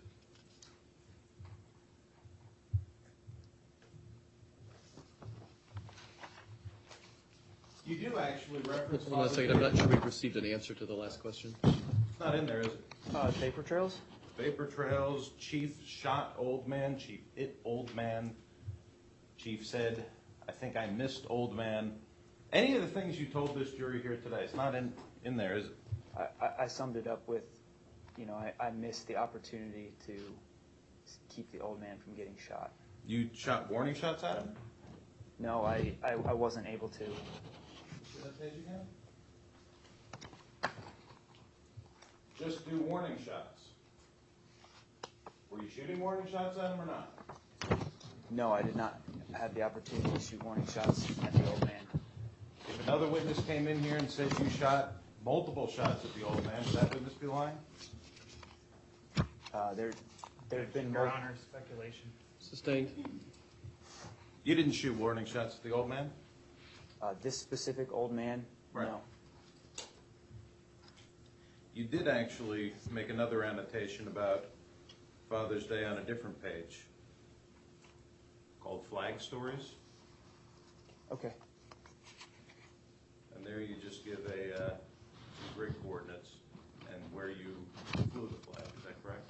That's correct. Again, nothing on this page about Eddie shooting old man. Right? That's correct. So it was important to you to write down the grid coordinates of where you flew a flag on Father's Day, but you didn't write down chief shot old man. Right? That's correct.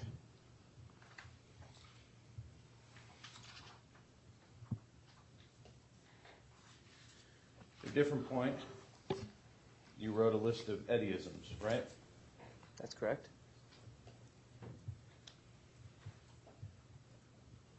He said VBIED goes off 100 meters away.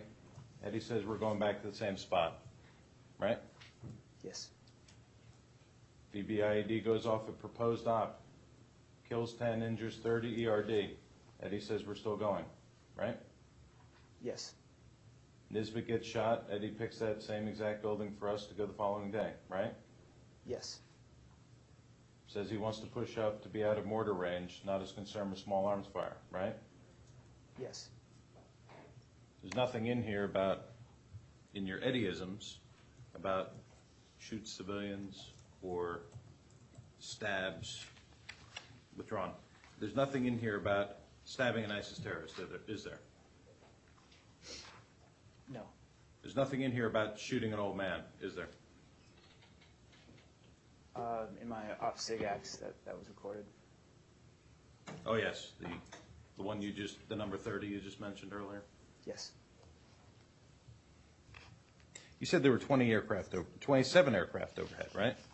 At times, yes. Okay, and would those aircraft have been able to provide an ISR feed of whatever was being shot at?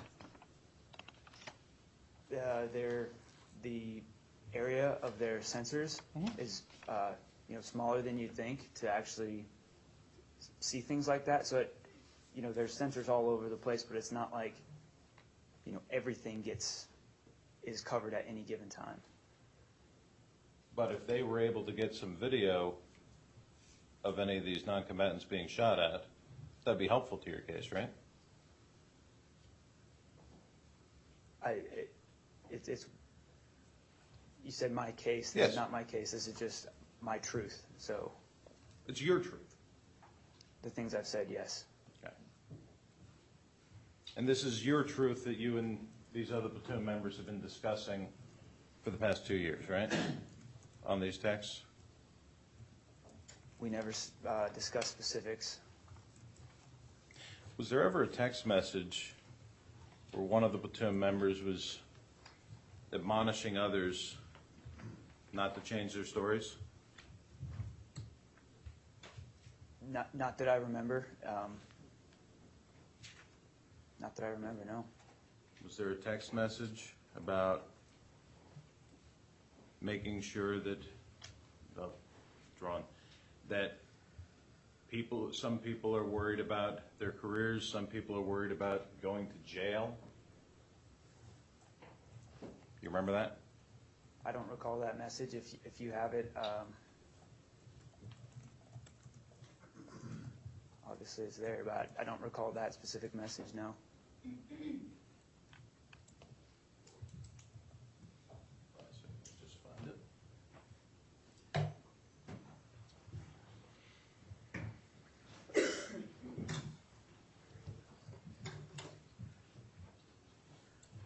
I'm looking for this, did you ever report any of these alleged targeting of civilians at the time?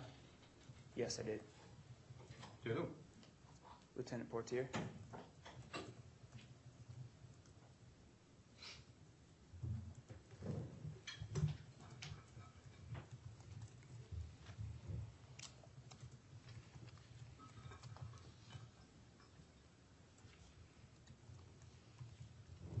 In writing? No. Do you have any documentation whatsoever that a report was made? No, I do not.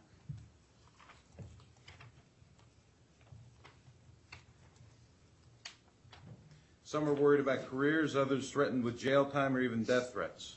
I want to say it all. If you choose Eddie Gallagher and this real brotherhood, and it affects myself or anyone I consider a true brother, I think our friendship will end there. I don't want to say this is a threat, but I do not want anyone to be surprised. I hate to be the drama queen. I hope that if anyone is intending on doing that, they can be okay with themselves, and they're doing it for a very good reason. It may have high consequences down the road. You remember that? I don't believe those are my words, Mr. Parlator. No, I'm asking whether you received that text message from one of the other government witnesses a couple of weeks ago. If that's in the Alpha Group thread, then yes, I received that. I don't You recall received that? specific. You received that from Dalton Tolbert, isn't that correct? Yes.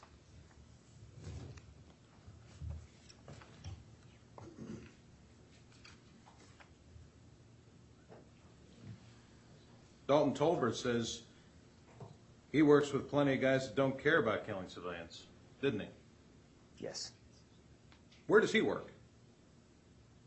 Development Group. He told you that a bunch of people at Development Group don't care about killing civilians?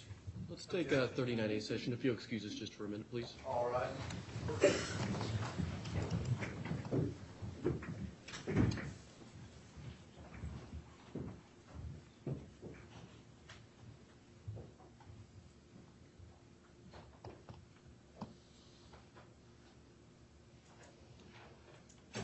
Court is in recess. Everyone carry on. One from each, please come up.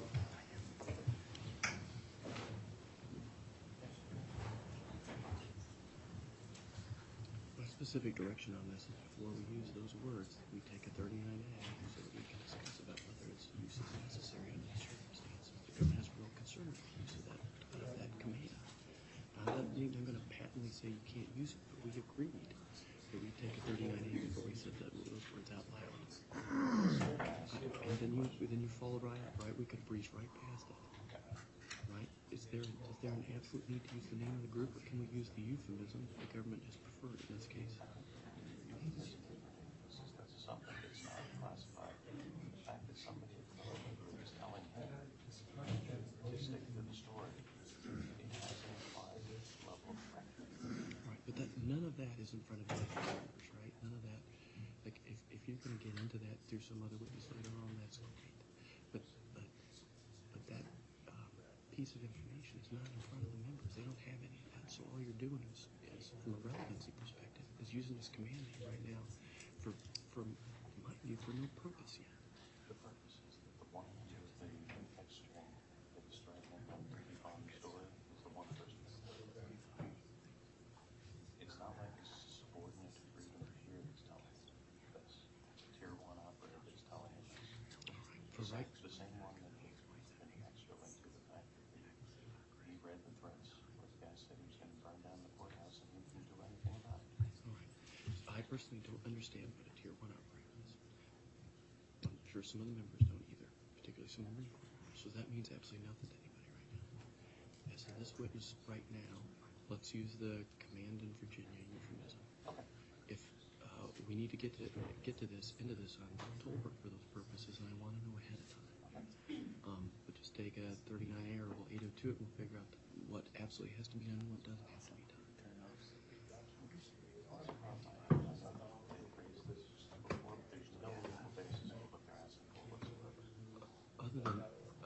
Other than a long history of respecting the SEAL community in general when they make requests about what to cover up and what not to cover up. Like, it's just been a long history of respecting that. If there's a I'm not going to blanket say you can't use it, right? If there's a legitimate legal reason to do it, but if there's not a good reason to do it, if there's not a relevancy piece that I can connect to, then I'm going to respect those wishes. And we're going to resolve it by taking a break, by not doing it here in front of everybody, by sort of working at it, trying to come to an agreement on what's the best way to do it, and then coming in and doing it when we have to do it.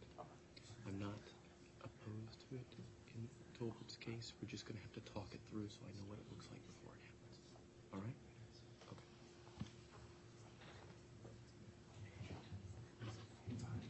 Okay. Court will come to order. All parties previously present are once again present. The members are absent. During the break, I had a brief 802 with counsel to discuss future use of 39As and 802s to resolve some issues related to naming conventions to be applied in a particular case. Any additions, and we've agreed to conduct 39As and 802s as necessary in the future so that I am at least pre-warned when some of these matters may arise. Any additions or corrections to my summary of the 802 conference government? No, Your Honor. Defense? No. All right. Are we ready to recall the members' government? Yes, Your Honor. Defense? Yes. Would you ask the members to join us?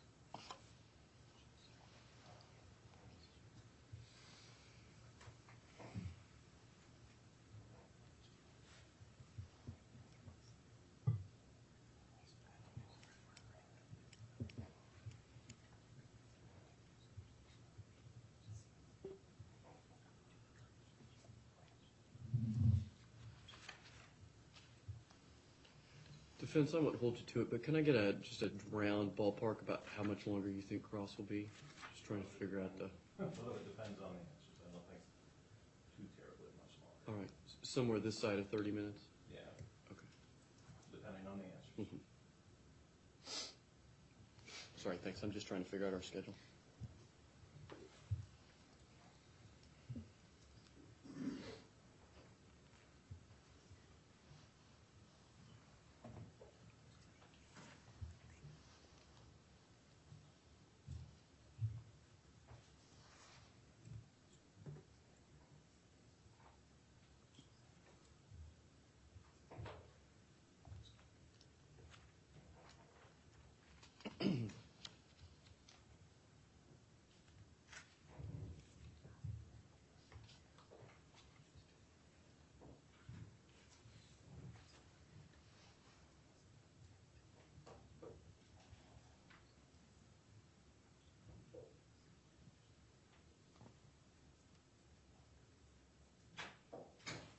All right.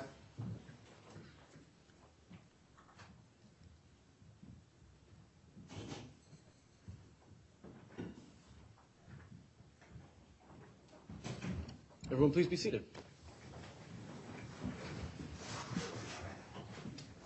Members, we continue with the examination of Mr. Dille. You may proceed, defense.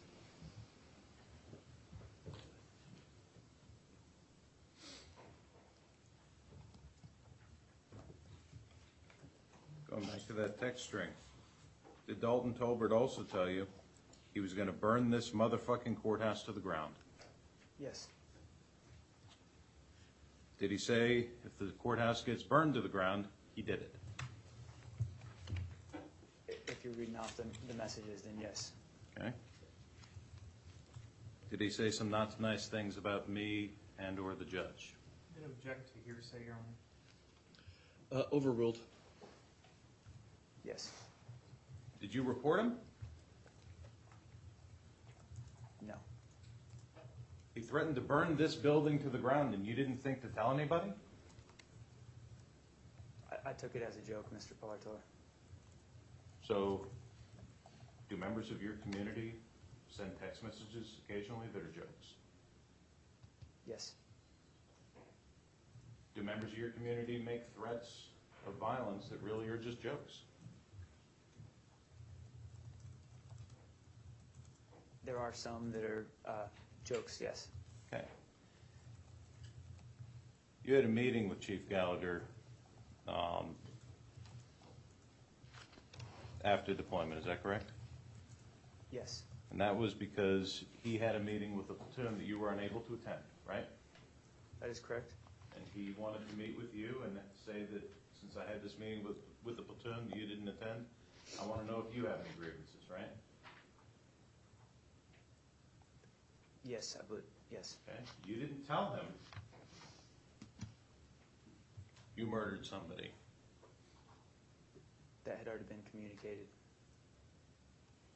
You didn't tell him I didn't like you targeting civilians, did you? At that meeting, no. Did you tell him you didn't like him stealing cookie butter? No, I don't think I did at that meeting, no. Or your power bar? Cookie butter. It was the cookie butter. Was that your cookie butter that was taken? It was. Okay, and that was a big issue, right? It was. Okay. Did Chief Gallagher then go have his wife send him another jar of cookie butter to give you? Yes. Do you feel you've been made whole on the cookie butter? Someone going into your stuff and stealing stuff, it doesn't feel better when they just replace it. It's still a violation when someone goes into your locker and steals something from you. And that's why you're still complaining about cookie butter all this time later, right? I haven't made any, I believe you brought that question up, Mr. Pilartor. Okay, so let's talk about when you claimed that you saw Chief Gallagher shooting at a crowd of innocent civilians hanging out in the middle of Murder Alley. Remember that? Yes, it was not in the middle of Murder Alley. It was in a different location, but yes. Okay, so you claim that you saw him shooting multiple shots at a group of civilians. You went back to your scope and looked at him, right? That's correct. And after that, you ran over and said, "Hey, Chief, stop shooting at them"?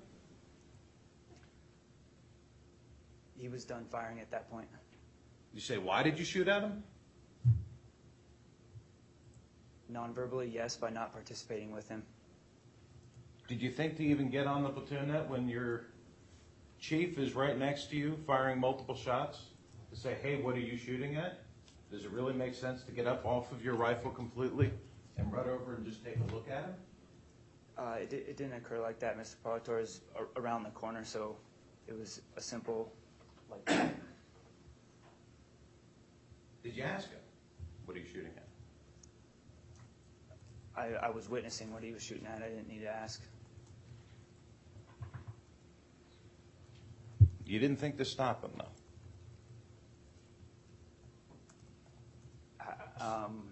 He had already been shooting. I mean, in the moment, I didn't see how you would, reverse the effect of those bullets that are already shot. No. You didn't think to go and tell people, "Hey, this happened, so don't let him out again"? We did that. I did that. Did it have any effect? No, it did not. And again, there's no proof or anything that you actually did that. That's just what you're telling us here, right? Yes. But you decided you continued going out with him after that, right? Yes. You didn't write that in any of your SIG acts, right? The SIG Act was to remember otherwise uneventful days. When someone kills a civilian, that kind of burns in your memory. So someone killing a civilian would not be considered a SIG act in your mind? Not something that I would need to write down to remember. Okay, well tell us what day it was then, since you don't need your notes to remember. What day did that happen? Father's Day. No, the crowd. I'm not sure which specific day the crowd was. Well, you didn't write it down at all because you don't need that to remember. What day was it? I don't recall the exact day. Okay. What date was your claim about the 2 women? I'm not sure on that exact date either. Okay, so the only date you can remember is, for dramatic effect, an old man on Father's Day. It has a bit of a correlation, yes. I can see why you would choose that date.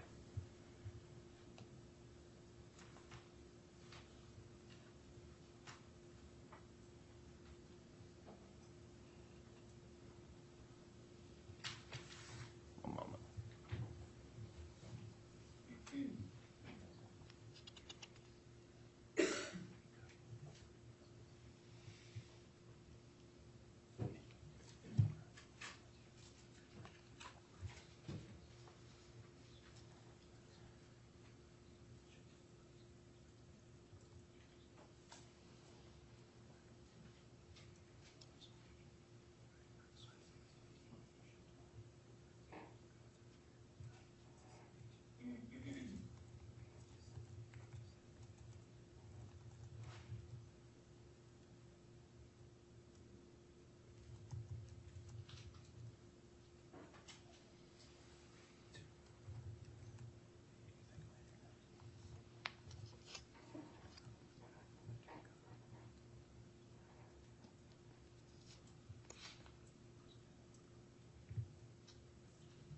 No further questions at this time.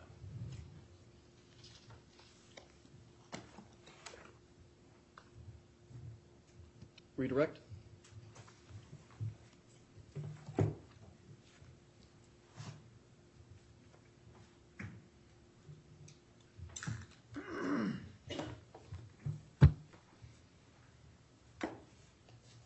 Mr. Dille, do you have any exhibits in front of you? I have the ops SIGAX. May I retrieve that? Yes. I retrieved Defense Exhibit B from the witness.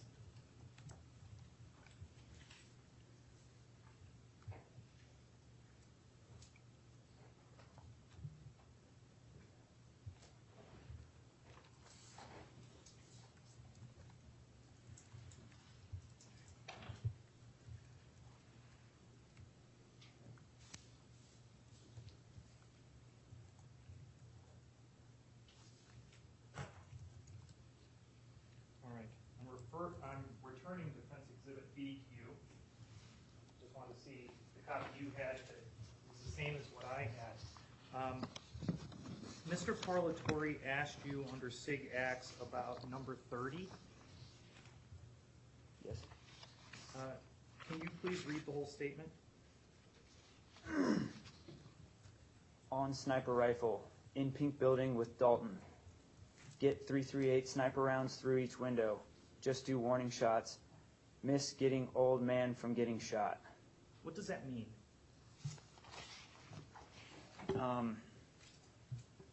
What it meant is that on top of completing the mission, people started feeling a sense of, Objection. Sustained. But did you tell what it meant just from your own knowledge of things? It meant that I had a sense of responsibility to keep these civilians from getting shot, and I had failed because I didn't get to that old man in time to crack off a warning shot before he was killed. Were warning shots something, a new event? No, we had done warning shots on previous deployments and on this one.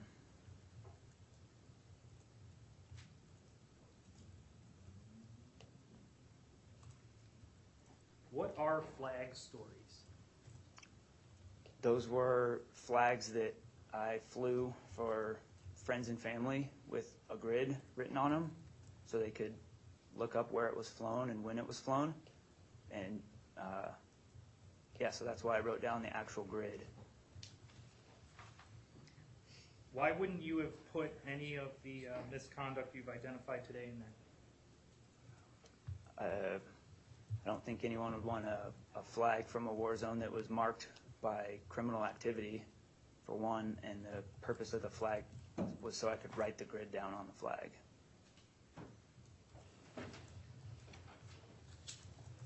My colleague on the defense asked you, are Eddyisms included in Defense Exhibit B? Not on this specific, no, they're not. One of the questions you were asked is if any of it, in the Eddyisms, if you ever talk about Chief Gallagher shooting at civilians. Objection. That's not what the question was. Would you reword the question, please?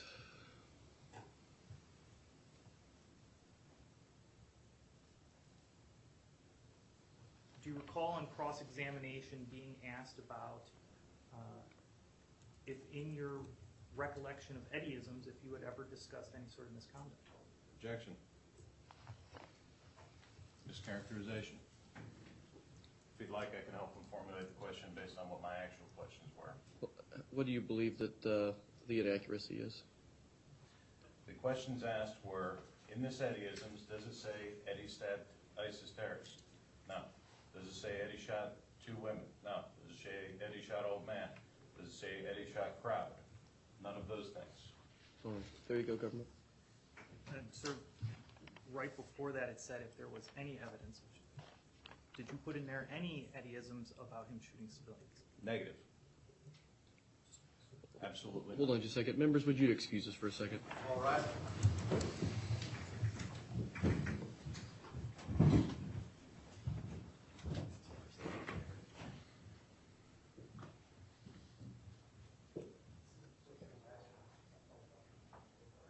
Everyone, please be seated. I've lost the bubble on what you guys are arguing about. So what do you want to ask him? He wants to get 404. Hold on. What do you want to ask? In his questioning, Mr. Parlatore first asked, under Eddyisms, you didn't put any information that he had ever shot anyone. All right, hold on just a second. Mr. Dille, would you just step outside the door for a second? Thank you.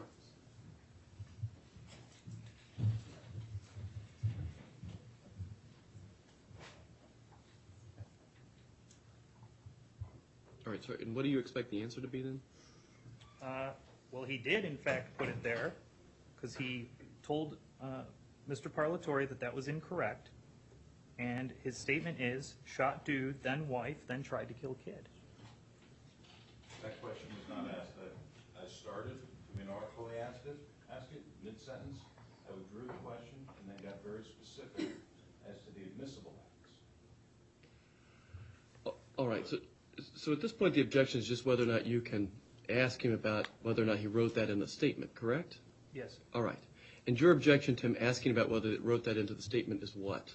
So 2 things. First of all, he's mischaracterizing the cross-examination when he says, Mr. Parlatore asked you about something that I didn't ask about. I know, we'll fix all that. Second of all, he wants to go with 404B of this statement in here that he never made to NCIS, he never made to prosecution, he never made this allegation anywhere except in this document, and he wants to now ask him about this invented shot dude, then wife, then tried to kill kid. All right, well, let's get this all in its right box, right? That the statement within the document is hearsay.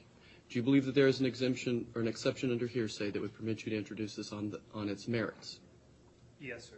What is that?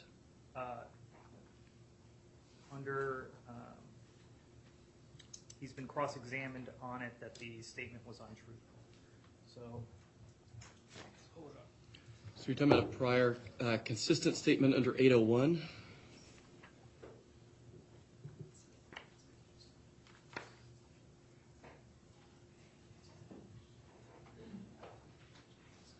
Uh, 801 D12. To rehabilitate the declarant's credibility as a witness when attacked on another ground. All right, and defense, you did specifically ask him about the contents of these statements, and by the contents of these statements imply that he had not included in any of these Eddyisms any references to,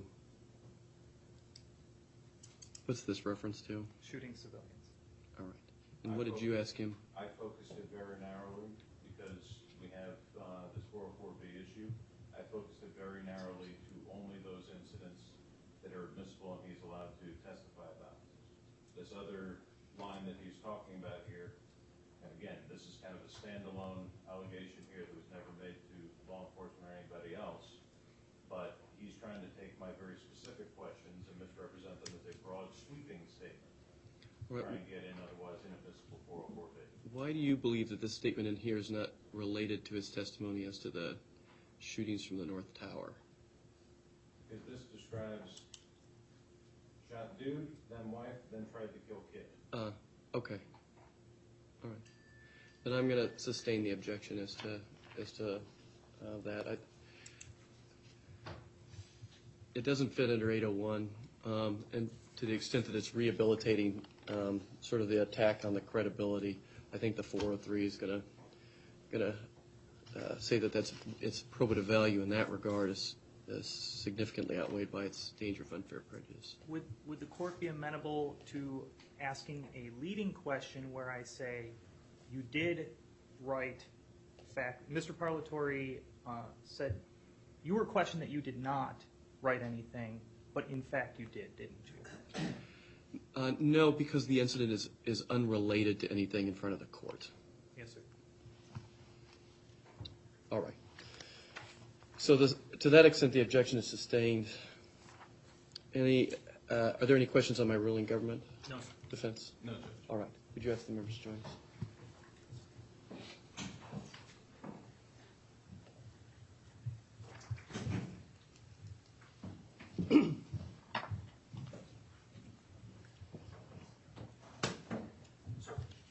Sir, would you like me to call Mr. Dille? Oh, thank you. All right.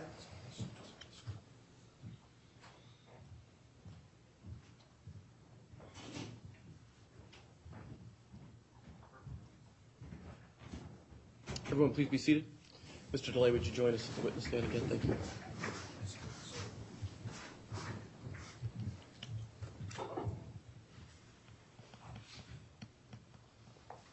Right. Member of the sustain the objection. Government, you may proceed. Thank you, sir.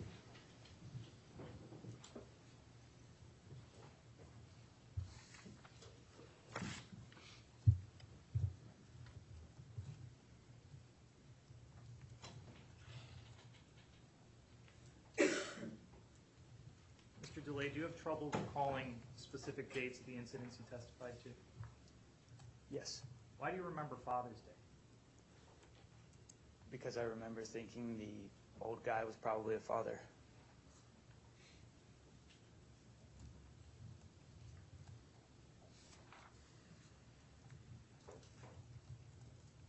What is the sewing circle? I believe that that was a group of us that someone created, and I mean it was like all the other text message threads where just general, back and forth conversation happens. What was the purpose of the group? I think it was to, just this whole thing is a very sensitive subject. What do you mean this whole thing? The entire trial going forward against a senior enlisted person in your platoon. And so, we're just wading in unfamiliar waters.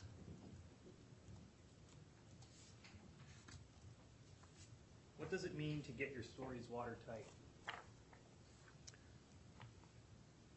I believe I never said we need to get our stories watertight. I said our story is watertight,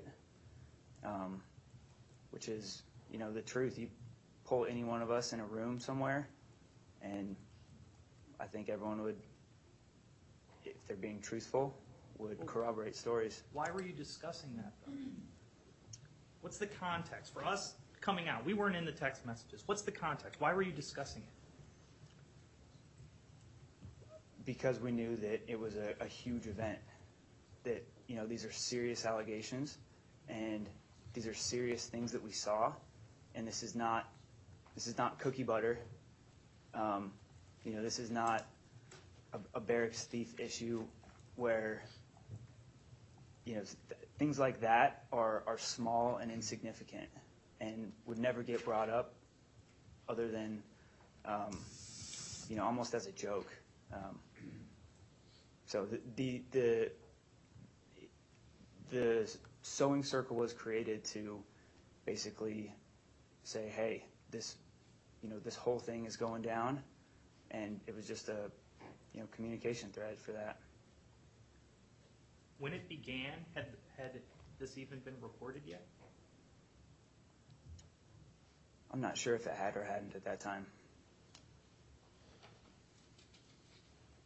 Do you recall whether you had talked to NCIS yet? I don't think I had.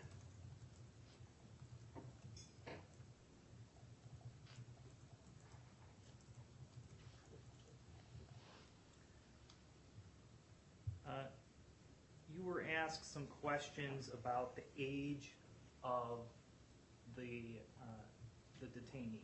Mm-hmm. Did anyone tell you to say 12? No.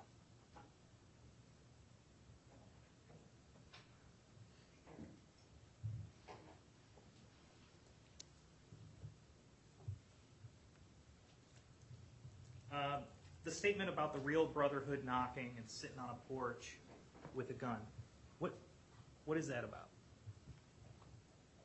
That was about the individuals that had expressed, their want to come after me, and people who had, reported the killing of civilians, and Objection. I was ready for it. I was going to be ready on my front porch. Objection. Or basis. Mischaracterization. I believe he's indicating what he believes that statement meant to him. Well, it's mischaracterization of hearsay.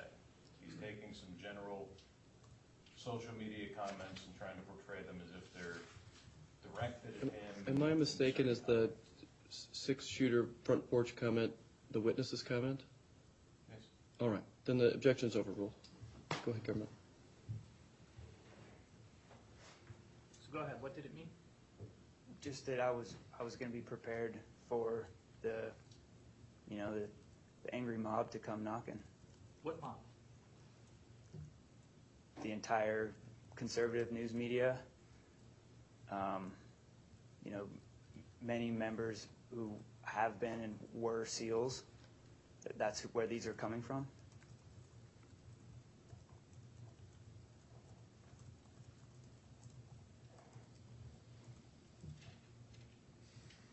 You were asked some questions about having not appeared in the group photo with the body, and who could have not appeared in the photo if they had not wanted to. Was anyone directing people into the photos? Yes, Who? Lieutenant Portier.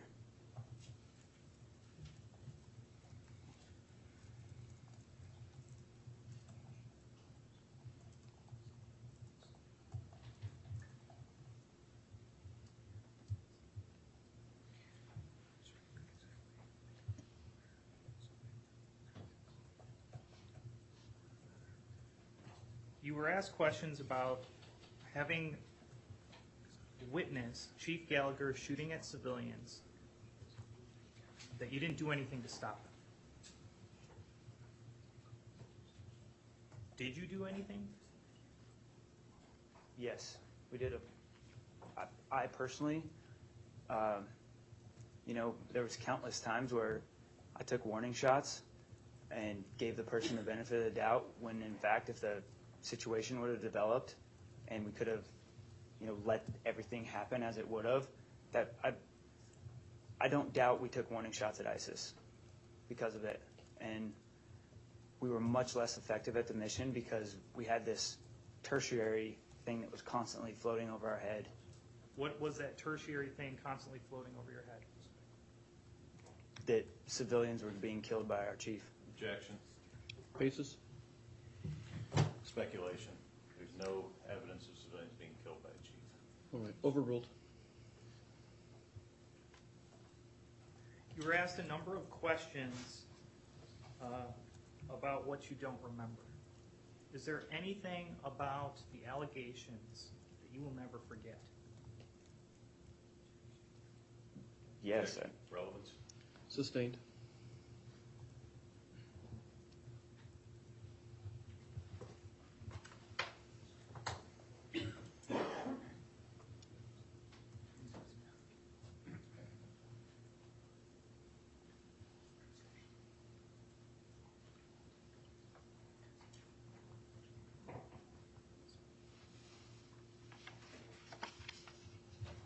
Mr. Dille, did you or anyone else in the platoon in your messages ever discuss fabricating events involving Chief Gallagher? No.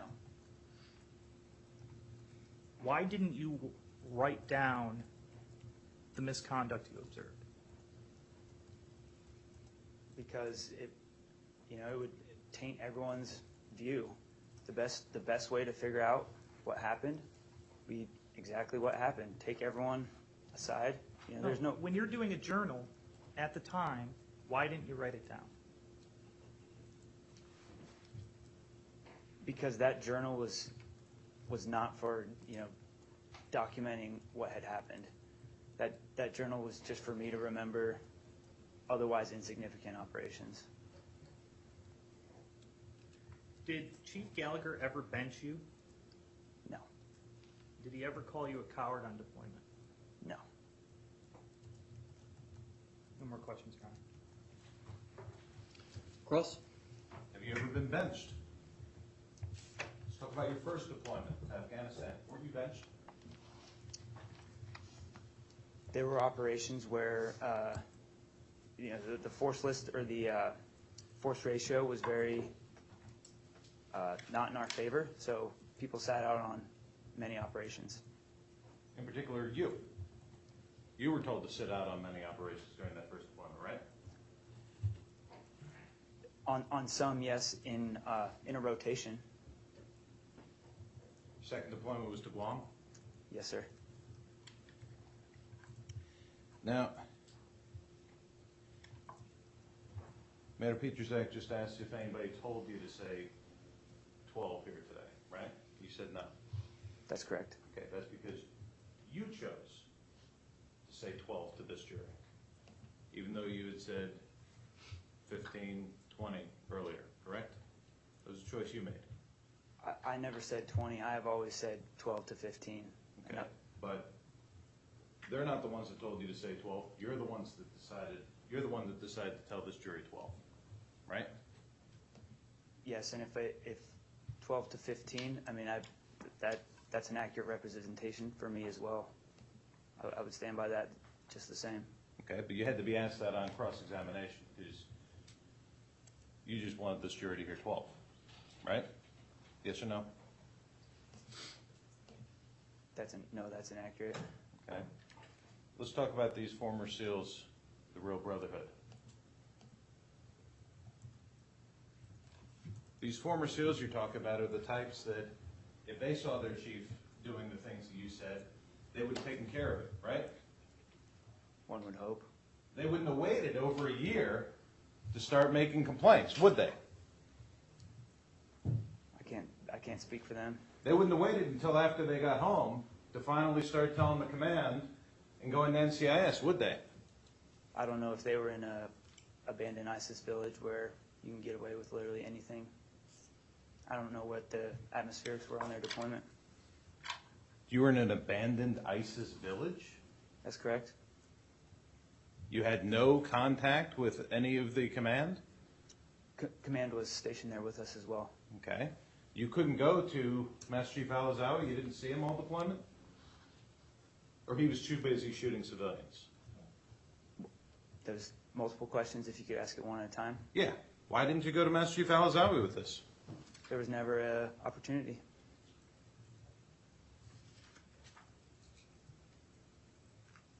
He was there though, right? Yes, he was. Lieutenant Commander Bryce was there? During my time, they were there for a span of about 12 hours. The Marines were there? Maybe 24. Which Marines, Mr. Palator? Any Marines? Colonel Yes. Christian? Yes. Could have gone to Colonel Christian, right? Said, hey, my lieutenant keeps sending me out to this crazy chief. You didn't do that, did you? No, I did not. Okay. You had phones out there, right? Yes.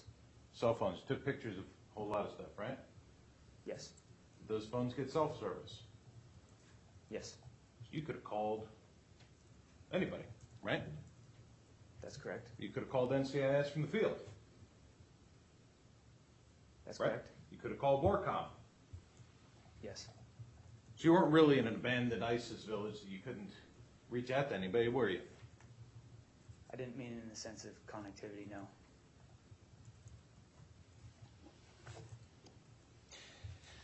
You were just asked about efforts you took with these warning shots. Didn't you tell NCIS that you or other members of the platoon also messed with the dope on Chief Gallagher's scope? Yes. Did you do that? I did not personally touch his rifle, but I didn't give him the updated density altitude dope card.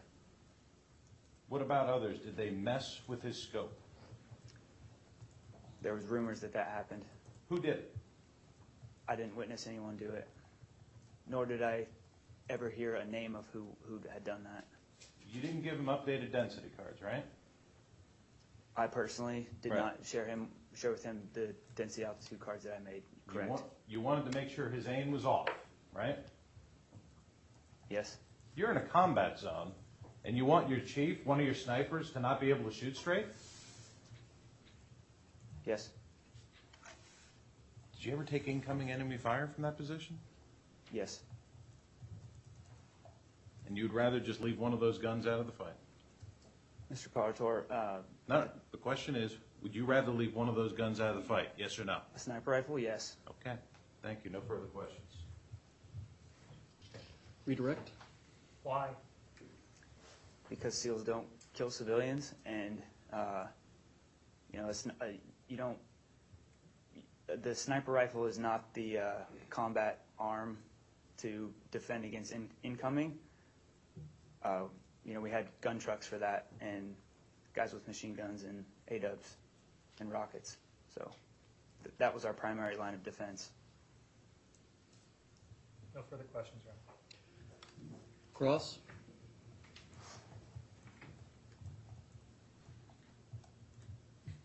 You think it's okay to mess with somebody's sniper rifle?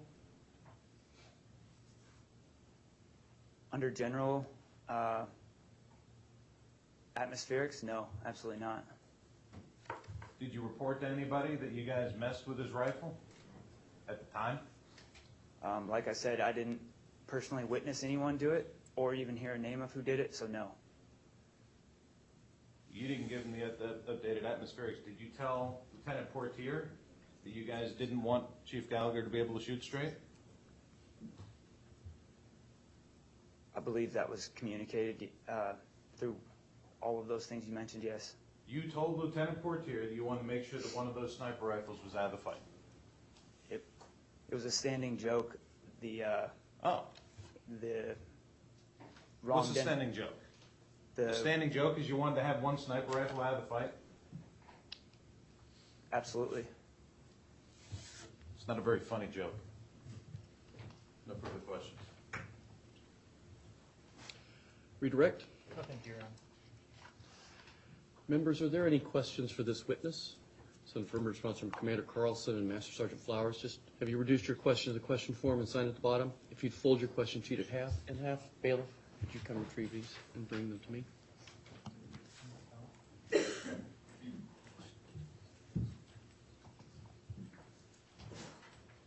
Thank you.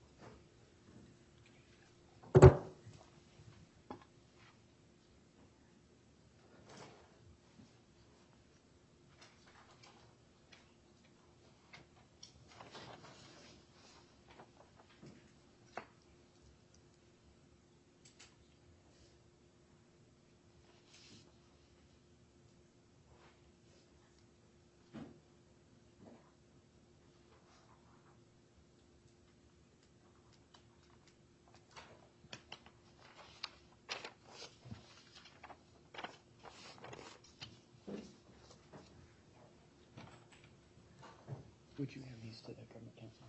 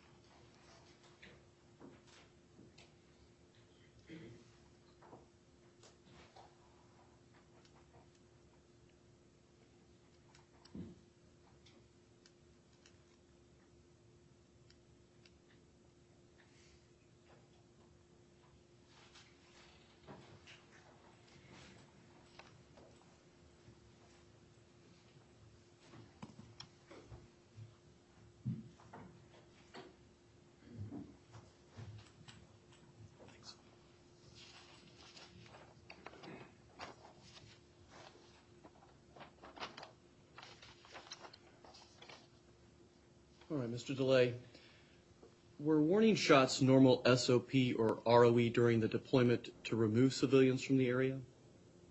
Yes.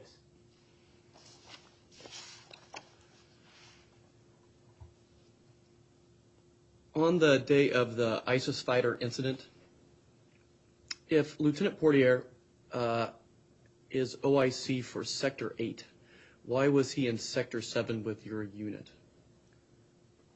So with the two different sectors, Chief Gallagher and Lieutenant Portier were on every operation. They didn't switch out with the two sectors. If you can say, do you recall what were the rules of engagement concerning shooting at civilians during that time? There were, at times, updated, so shooting at civilians was, not okay, but just to further clarify, there was, many things that you could, if we're present, you could target people without guns. So not civilians, but people without guns absolutely could be targeted. Right, those were appellate exhibits 151 and 152. Members, are there any additional questions for this witness? That's a negative response from all members. Government, questions based upon the members' questions? No, thank you, Your Honor. Defense, questions based upon the... Government, is this witness subject to recall? Yes, sir, he is. Right, Mr. Dille, you are temporarily excused. During the course of this trial, the remaining of this trial, you're directed not to discuss your testimony with anyone other than the counsel in this room. Do you understand that? Understood. All right, you may step down for today. Thank you. Thank you, Your Honor.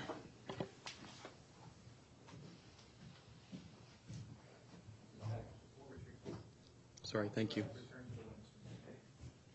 may I approach this exhibit? I inadvertently left it with the witness. Sure, bring it on up. Thank you. My apologies also. It's my job to keep track of those. All right, members, I think it's a reasonable time for us to take our lunch recess. If I just excuse you until 13:30, will that be sufficient time for all of you to get lunch and be back here in the spaces?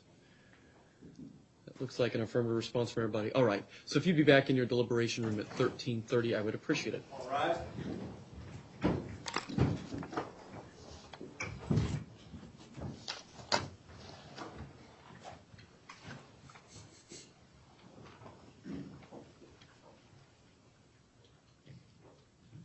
Everyone, please be seated. Government, who do you anticipate as your next witness? Chief Miller, sir. All right. Anything we need to take up on the record prior to our lunch recess? Government? No, sir. Defense? All right, court is in recess. All right. Everyone, please carry on. Have a nice lunch.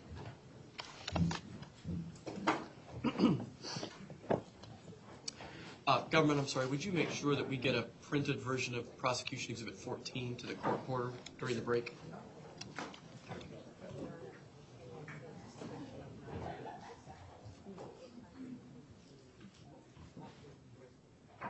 I tried to take a break.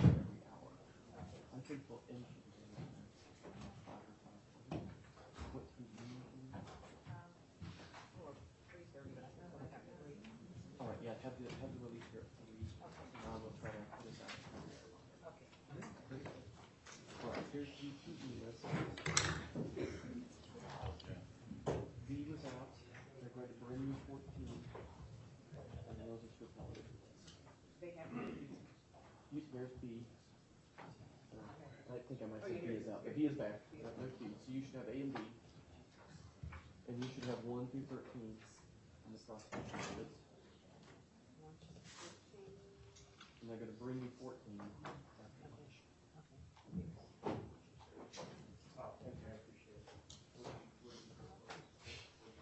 Thank you very much.